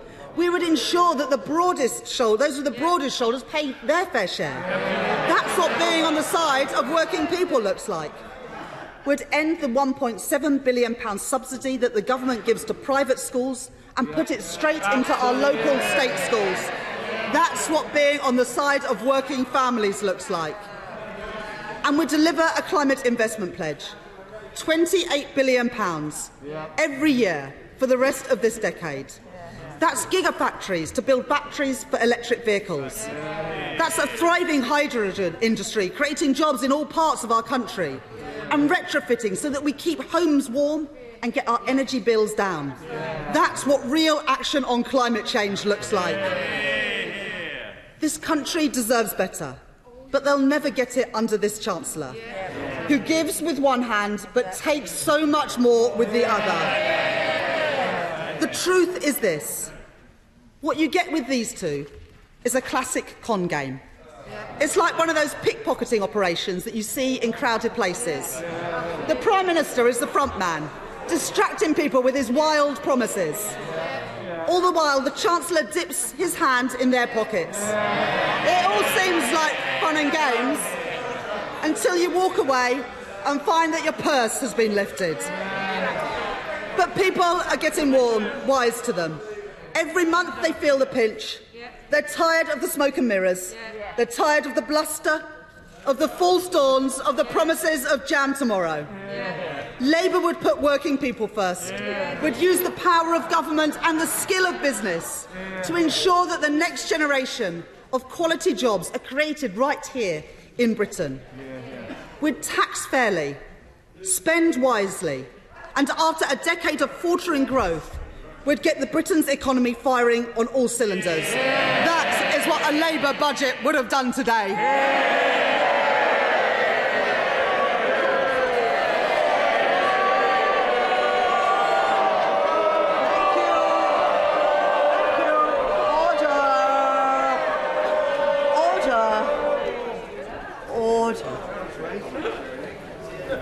I now call the Chairman of the Treasury Select Committee, Mel Stride. Thank you, Madam Deputy Speaker. And may I rise to broadly welcome this budget. It is the first budget that my right honourable friend has delivered in what we might call the second phase of this crisis, the first having been from the sharp contraction in the size of the economy through to the recovery, during which period my right honourable friend, I think it's fair today, did some... One moment, the honourable gentleman, just one moment. It's too noisy down here now. It's not fair. The honourable gentleman has to be heard too. Mel Stride.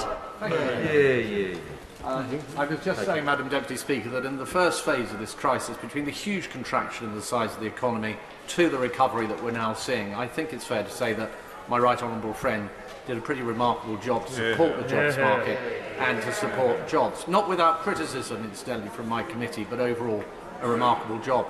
He now has an even tougher job as he looks forward to the future, having to now deliver on sustainable economic growth, making sure that the public finances are on a sustainable trajectory, as well as meeting all those other objectives the government rightly has around levelling up and net zero and so on. I'll give him way briefly to my honourable friend. I thank my honourable friend for giving way, and he mentioned levelling up. And would he not agree that this is a real workers' budget, and actually the funds for skills and schools will transform the prospects of our young people and our adults and let them climb the ladder of opportunity to get skill, security, prosperity and jobs for the future? I think my honourable friend is absolutely right about skills, and he, of course, through his committee has done so much to promote that agenda, and I will come on to that momentarily. But the background, Madam Deputy Speaker, is extremely tough. Whilst the Chancellor is absolutely right to point out that the deficit is falling, it is nonetheless very highly elevated compared to historic measures. The debt, in financial terms at least, is at a record level of £2.2 billion, and we have the headwinds to the economy of supply chain bottlenecks and the mismatch between demand and supply that we are seeing in parts of the labour force. However, there are reasons to be cheerful, Madam Deputy Speaker, and they have been outlined by my right honourable friend, and they are the OBR's revised forecast showing that growth is much stronger this year. I think the Chancellor suggested 6.5 compared to the March forecast of just 4%, and the scarring downgrade from 3% to 2%, which by my calculation is probably worth about 10 billion or thereabouts per year, is a very significant achievement, and all of that has been achieved through the hard work of the last 18 months to 2 years, and I don't think we should take that away from my right honourable friend. It has left him with some breathing space, and he recognises that there are many challenges facing the economy and uncertainties going forward, and I think a big test as we unpack this budget will be what has he done with that additional headroom. And not surprisingly, he has spent quite a lot of it.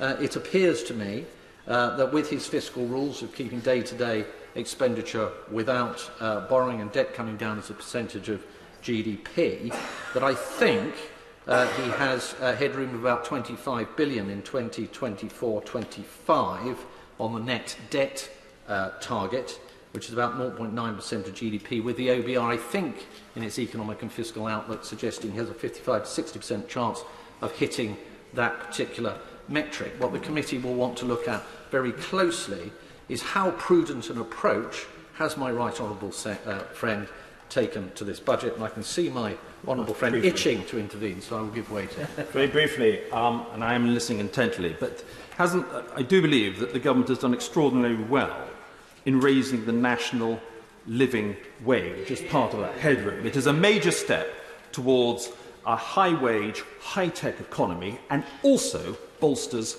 our one nation agenda, which is to be applauded. I think my honourable friend is absolutely right. I will come to the matter of wages and wage growth momentarily, but just dwelling on this issue of the challenges facing the economy going forward, another thing that the OBR points out is the increased sensitivity, and the Chancellor in fact made this point, to interest rate rises and the damage that it can do to the public finances. And I think my right honourable friend gave the example of a 1% rise leading to £23 billion increase in debt servicing costs. Now, to put that into perspective, Madam Deputy Speaker, that would wipe out the entire value of the corporation tax increases and the threshold freezes for income tax that my right honourable friend announced at the last budget. That would be gone in one enormous gulp.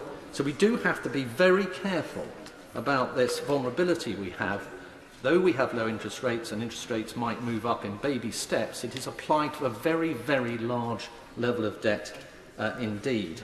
And I wanted to just touch on inflation, and I'm pleased that my right honourable friend spent quite a lot of time on this in his speech, and its impact on interest rates. We've already seen the MPC beginning to divide on the issue as to whether rates should go up, and there's an expectation now, certainly in the markets, that rates will start to increase. We're seeing 10-year gilts coming up in more recent times, and it's possible that QE, maybe passively initially, may start to unwind when we reach a certain trigger level of interest rates as well. So it's very important that this credible plan is there to deliver on those fiscal targets. And the history, Madam Deputy Speaker, is not good in that respect. We have had Chancellor after Chancellor that have failed to meet their fiscal targets. They've either abandoned them completely or delayed them or modified them in some form.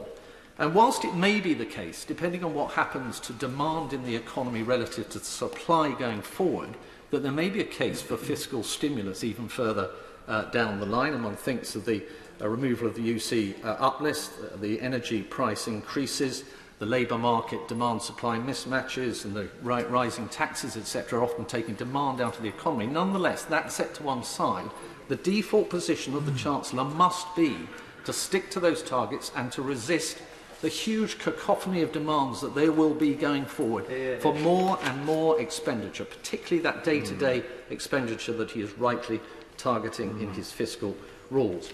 Now, some of these demands may end up being necessary. If we don't get back to the kind of pattern of demand for public transport that we had before we locked down, it is conceivable that further subsidy will need to go into the public transport sector. There will be other areas, like the health service, that may have additional demands. But I would point out to my right honourable friend, and I know he more than most knows this, that the take of public expenditure taken by the NHS has risen in the last 10 years from 32% to 42% over that period.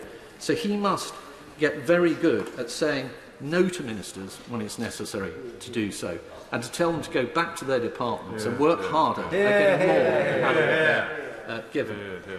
A lesson for all of us, incidentally, Madam Deputy Speaker, particularly on this side of the House. And if we fail in this endeavour, Madam Deputy Speaker, and inflation takes off and interest rates go up through the roof, and the cost of servicing our debt becomes ruinous, and international markets lose faith in our economy, we will be back broadly where we were in 1992, when we had Black Wednesday. And members on this side of the House will remember the long, hard lesson of that, that it took us a generation to re-establish our ability to be able to look the electorate in the eye and say we have fiscally responsible government. There were some announcements on tax, and can I firstly say that I think the drop in the surcharge on the bank surcharge is absolutely the right thing to do. When you're putting corporation tax rates up to 25% from 19%, it would be absurd to cripple our financial institutions with uncompetitive international tax rates. But I was particularly delighted by the shift in the taper rate from 63% to 55%. That is going to help countless low-paid families earn more, keep more of their money, and encourage more people into work. And I remember when I was a Minister at the Treasury, Madam Deputy Speaker, we endlessly looked, and I pushed really hard on this, and I know how expensive, and I think it was £2 billion a year that my right honourable friend suggested, it is to do that. And I take my hat off to him for having grasped that particular nettle. He is right also to set out an aspiration of getting taxes down before the end of this Parliament. It is the same pattern actually as occurred under Lady Thatcher, and there are many references to her when we talk about tax. In the early years of the Thatcher government, the tax burden rose quite strongly, and it was then my right honourable friend's hero, I think, Lord Lawson, who was able to bring those tax rates down. And let's hope that my right honourable friend is in a position to emulate that in due course. Can I just turn briefly to inflation, because I think this is right at the core of what is happening now within the economy. The threat to the public finances through inflation cannot be understated. The big debate now is whether these price surges and increases in inflationary expectations are transitory or they are going to be more persistent. And my right honourable friend referred to the surge in demand relative to supply. And of course, that will lead to price increases. And of course, all else being equal, one might imagine that will pass through relatively quickly. And we've seen commodity price increases, transport price increases, and the energy price increases that my right honourable friend specifically referred to. But there are a number of other price increases that we might expect to be more sticky. The bottlenecks, which are often outside of our control. The Southeast Asian chip manufacturer who has a bottleneck and resulting in us not being able to produce cars here in the United Kingdom. The fact that structurally the labour market has changed. There's a greater demand now for goods relative to services as a consequence of the pandemic, and that will take time to mop up. The Bank of England, the MPC, have expressed increasing concerns in different ways about inflation and have constantly been deferring the moment at which they believe inflation will peak. And I think there is a debate, Madam Deputy Speaker, as to when deferred transitory becomes persistent. Will you give way? But the big, can I just finish this point? The huge challenge here and danger is that we go into a wage price spiral. And one of the ways that might happen is if we talk up wages, if we invoke companies to put up wages without a coincident increase in productivity. That will simply feed the inflationary tiger, and we have to be very careful on that point. I give way to the honourable gentleman. Well, would my right honourable friend agree we need to be very careful about believing any of these OBR and Bank of England forecasts, because they, of course, said that inflation would be down at under 2% just a few months ago, and they've now had to change their mind. And wouldn't you also agree that when Lord Lawson did cut income tax rates, we had a surge of extra revenue? It's certainly the case that the Bank of England's projections on inflation have been underbaked, and in fact the revisions that they've made in more recent times have been more dramatic than those if you go back in time, and that really illustrates my point, that I have a feeling that these inflationary pressures are going to be rather more than many imagine them. But if we look at the drivers of inflation, there are some that are outside of my right honourable friend's control, but there are some that are very much within it. And one of those is actually immigration. Now, I totally accept my right honourable friend, the Prime Minister's comment when he says we do not want to instinctively reach for the lever of uncontrolled immigration. He is absolutely right. This country left the EU to get control of our immigration. However, what we mustn't do is avoid pulling the lever that says where in the shorter term there are real genuine pinch points in the labour market, whereby if we don't act and bring skills in if necessary, we will simply encumber those businesses in a way that may mean many of them may go out of business, and we replace them simply with imports, which in themselves can also be inflationary. The other area is skills, and I was really pleased. This comes to the chair of the Treasury, of the Education Select Committee's point, the importance of skills and the announcement that my right honourable friend had to make about post-16 T-levels, lifelong learning. All of those different announcements he made today, I think, are absolutely vital to repurposing the workforce to get the challenges of the future sorted. In the longer term, there's a huge opportunity for us in this country. We are a world leader in life sciences and fintech and financial services, digital sector. We have opportunities in AI and robotics, in genetics.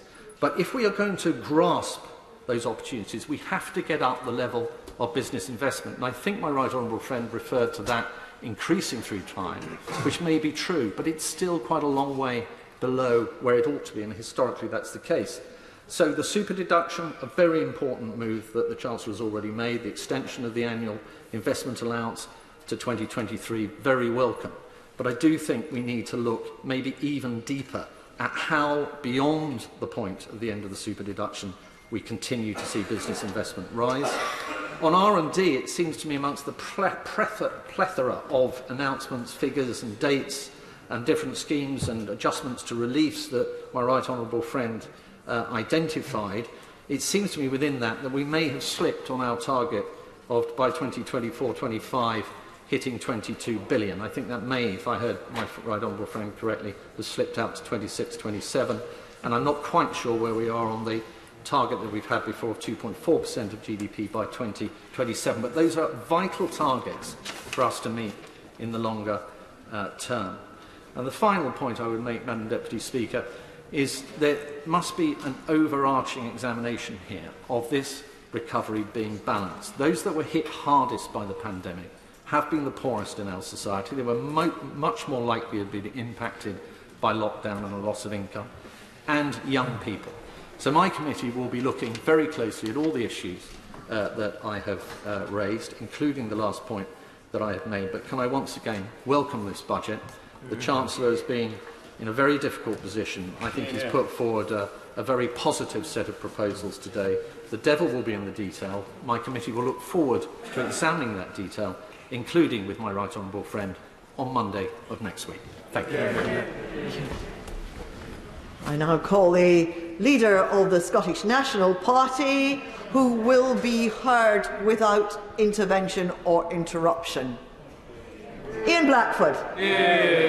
Thank you, Madam Deputy Speaker. I think we're used to the Prime Minister perhaps being fast and loose with facts, making things up as he goes along, but I have to say I think better of the Chancellor, and I have to gently say to him that if he thinks that he's going to cut air passenger duty for Inverness and the Highlands and Islands, then he's wrong, because there is no air passenger duty in Inverness. And one would have thought if he's going to make announcements, he would have checked his facts before he makes them. But perhaps, Madam Deputy Speaker, more fundamentally, COP26 kicks off this weekend. What on earth are we doing when we're saying to the rest of the world, and the Prime Minister has spoken today about the importance of 1.5%, that we're trying to encourage other companies to step up to the plate to their climate obligations, and the Chancellor wants to cut air passenger duty for domestic flights, and I can see him nodding his head, and increase air passenger duty, admittedly, on long-haul flights. But the fact, Madam Deputy Speaker, is that CO2 emissions per mile are much higher on domestic flights than they are on long-haul flights. What on earth are we doing? Where are we when we're saying that we take our climate obligations seriously? And by the way, the Scottish Government in 2019, exactly because of our responsibility to climate, took the decision that we were going to remove our planned reduction in air passenger duty. Chancellor, this is a disgrace and shows, quite frankly, that this is not a government that understands the climate challenge that we all face. And the Chancellor should withdraw and remove that proposal. Madam Deputy Speaker, the budget the Chancellor has just delivered is tantamount to grabbing 20 quid out of people's pockets and handing them back a tenner and expecting us to be grateful for it, because today's announcement doesn't even come close to compensating for the tax rises and the cuts that this Chancellor has imposed over the last month. Let's just take our pensioners as an example. With the removal of the triple pensions lock, there will be a £6 billion saving from the government for the raid that they have put on pension tax credit and for the raid that they put on pensioners. That's the harsh reality of what happens with this Tory government. The raw reality of that fiscal trickery means that millions of families and workers will be worse off this winter. This is a budget that brazenly cuts taxes for the banks, whilst at the same time cuts universal credit for the poor. Now, we welcome the changes to the taper relief, but it doesn't change the fundamental fact that everybody on universal credit has just lost £1,000. The Chancellor, who once promised to do whatever it takes, is now a very distant memory. The true test of this budget was whether it would radically act and tackle the cost of living crisis, the Brexit crisis and the climate crisis. Madam Deputy Speaker, it has failed that test on all three fronts. Instead of doing whatever it takes, the Chancellor has done as little as possible. And the Tories' half-hearted rhetoric about fairness has predictably only produced half measures when it comes to soaring household bills and the crippling cost of inflation. Perhaps worst of all, before the Chancellor stood up today, millions in poverty knew that they were facing the choice between heating and eating this winter. And the ultimate failure of this budget is that when the Chancellor sat down, those millions of people are still left with that terrible choice. Madam Deputy Speaker, once the full details of today's announcement sink in, I think that the Tory cheers for their Chancellor will quickly fall silent. And we can already sense that discontent growing from government backbenchers in the red wall seats. Because Another hidden truth of this budget is that it only promises capital spending tomorrow, but delivers austerity today. The Chancellor is living in the naive hope that the public will somehow have forgotten what his government have hit them with over the last few weeks. Yep.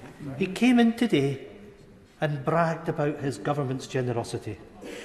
But for the last month, his government have hammered working people and ordinary families with regressive national insurance tax rises, the premature end of furlough, and worst of all, that disgraceful £1,000 cut to universal credit. I'm sorry to break it to the Chancellor, but the public have far from forgotten. They know that the political choices this government has made, and they know the choices that have made them poorer.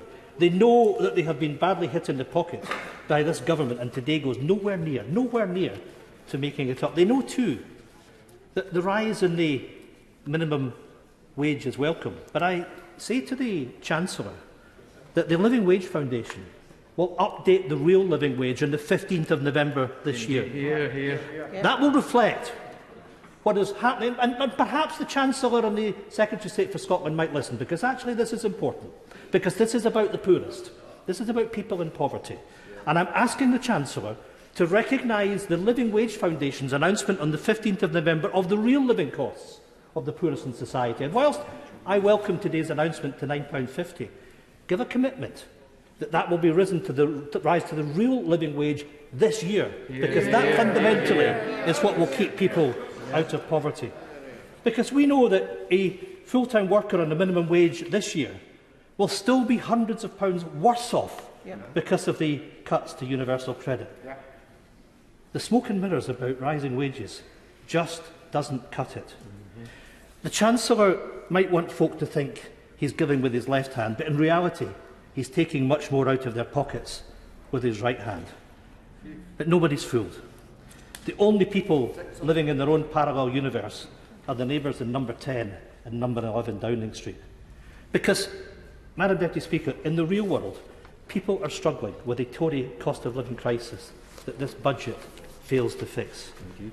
Under the leadership of the Prime Minister and the Chancellor, the public are being hit with an energy crisis, a Brexit crisis, a labour crisis, an inflation crisis, and it all adds up to a Tory cost of living crisis that is punishing workers and punishing families.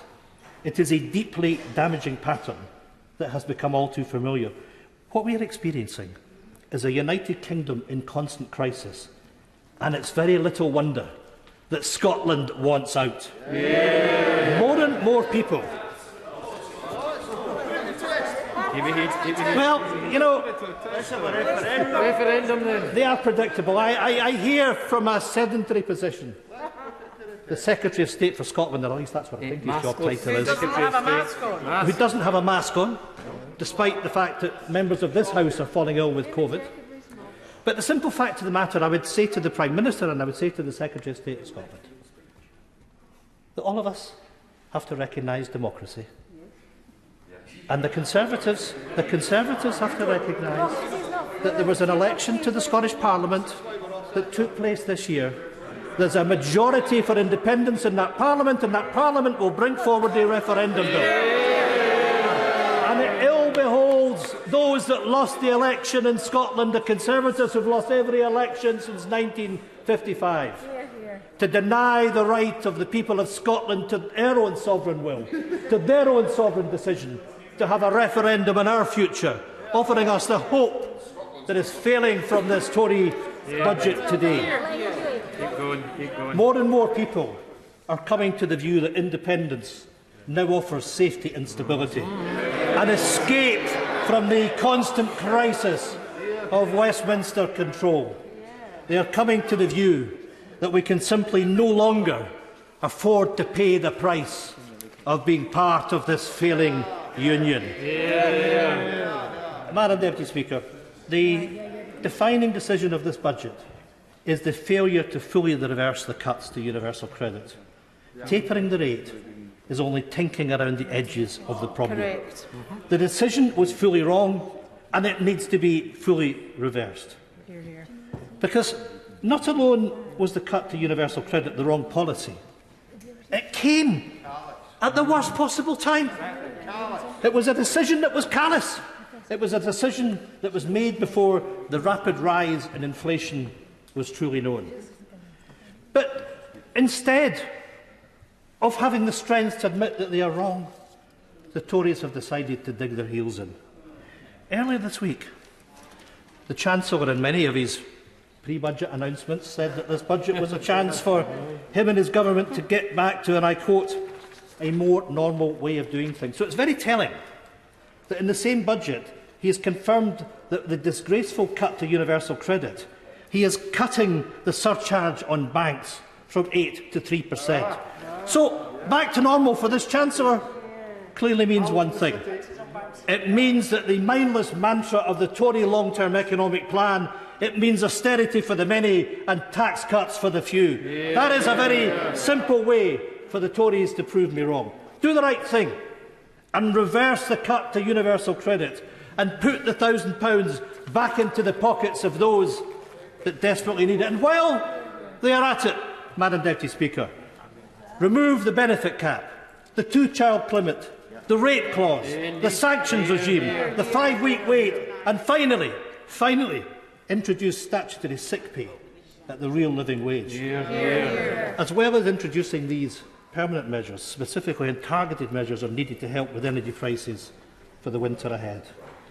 That is particularly true for the 2 million pensioners in poverty, those that have been let down by the removal of the triple lock.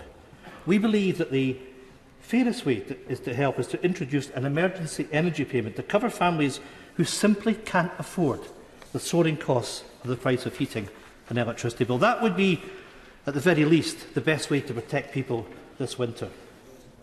Madam Deputy Speaker, I suspect that inflation will not be alone to be the pressing issue of this budget. I fear it may well be the defining issue of many budgets to come. The Bank of England's new chief economist has warned that inflation could soon hit 5%. Mortgage holders are rightly fearful that this inflationary spike will be met with a rise in interest rates. The Chancellor seems to think that all of this is merely transitory, but complacency on this issue is simply not an option. History shows how quickly an inflationary spiral can get out of control. It is worth remembering that in 1980, inflation hit 18%. None of us can afford to go back to that place. Madam Deputy Speaker, the inflationary threat is just one element of what amounts to the perfect storm of economic vulnerability. The COVID crisis can no longer camouflage the deep damage that Brexit has done. And the single biggest threat to our recovery was being dragged out of the European Union, against the wishes of those that live in Scotland. And the consequences of Brexit are here, and they're hurting. Our exports, down 14% year on year. Our fishermen, blatantly betrayed. Our farmers, sold out in fire sale UK trade deals. Labour shortages, food shortages, medical shortages. It can't be said often enough that Scotland is paying the price for a policy that we never supported. Brexit has already cost billions. But whilst the European Union is giving Ireland €1.05 billion to mitigate the damage of Brexit, Scotland is yet to receive a single penny of compensation from Westminster. Correct. So I would like to ask the Chancellor, where is the same £1 billion package of support for struggling businesses that have been hit by Brexit? And I know that the opposition benches don't like to hear this, but what these businesses also need is a return to freedom of movement. They need the 1% hike to employer and employee national insurance halted, and their hospitality and tourism sector needs the 12.5% VAT rate to be made permanent. All of these businesses badly need a break from Brexit. Madam Deputy Speaker, as we know, this budget comes at a matter of days from COP26. Keeping the target of 1.5 degrees alive depends on government commitment to embrace the green economy. And let's be honest, this budget today, as I've already outlined, does not help. The fact that this crucial conference is happening in Glasgow is a chance to show moral leadership. But it's also an opportunity to grasp the opportunities that the green economy can provide. Moving to a just transition from oil and gas is essential to capture the economic opportunities of the new energy technologies and support people into new jobs. It obviously hasn't hit home on the government benches of the depth of anger felt in the north-east of Scotland because of the decision to renege on their previous promises to make sure that we have carbon capture and storage in Scotland.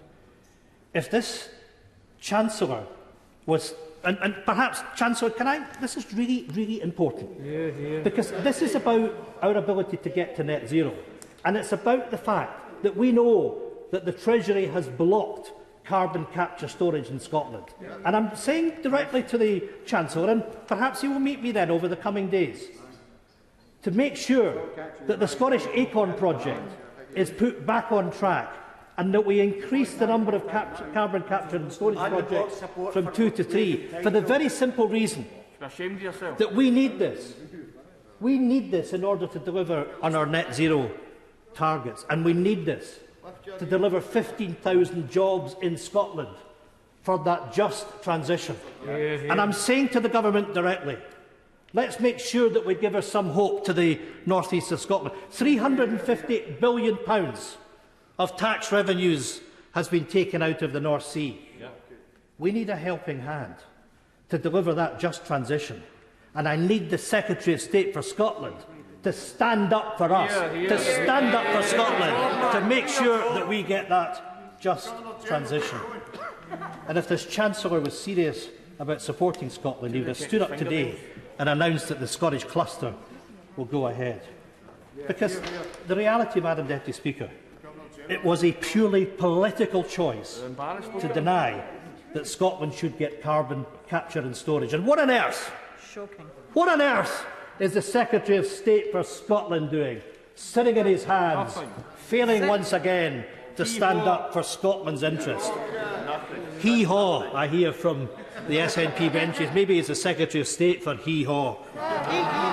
And it isn't only carbon capture for this government is holding back our renewable opportunities. I am passionate about the potential of tidal stream, but the contract for difference budget of this UK government means that there is currently no route to the domestic market for this industry. Despite the Prime Minister's warm words in response to my questions last week, there is no ring-fenced £71 million budget for tidal energy stream, a small pot of money that could kick-start the opportunities in this industry and prevent it from being lost overseas. Let's be real about this. And I really have to say to the Chancellor, it really is important that he listens to this debate. It's his debate.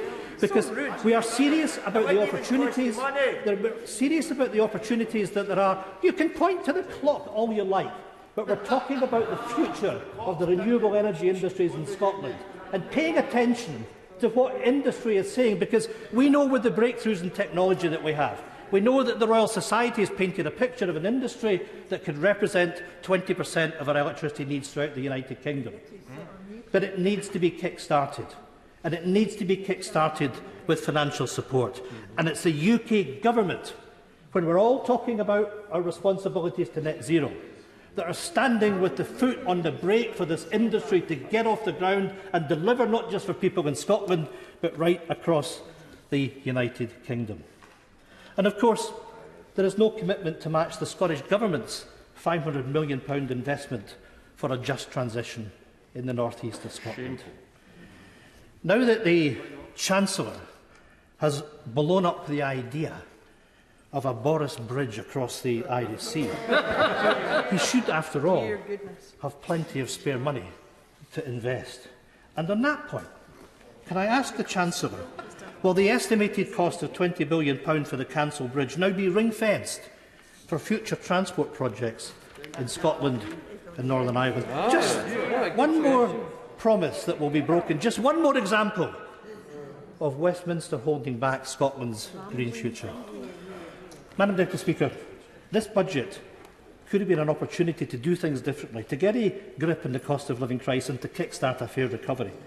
But this budget doesn't signal recovery. It signals that the Chancellor is dragging us into another winter of discontent. But I can assure the House that Scotland has been discontent with Westminster control for more winters than one. Our country hasn't voted for a Tory economic plan since 1955. Westminster's choices are not our choices. The last thing that Scotland needs is another winter of discontent imposed by another Tory government. Ultimately, we know that democracy is the only cure and the only solution to that deep discontent. That is why, when the crisis of the pandemic has passed, Scotland's people will have the right to choose their own future, an independent future. It is a manifesto promise we made.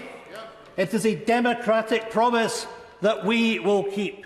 And I look forward to the judgment of the people of Scotland. I look forward to a future that is fair, that is green, that is European. Madam Deputy Speaker, I look forward to an independent Scotland.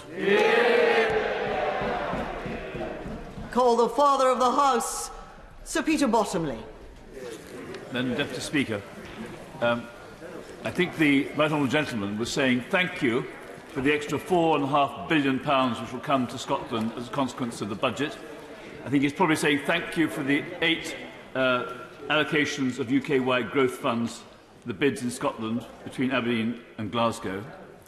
And when he talks about the support for the SNP, his party, in the polls, if his memory goes back to June 2017, the SNP in Scotland got less than 37% of the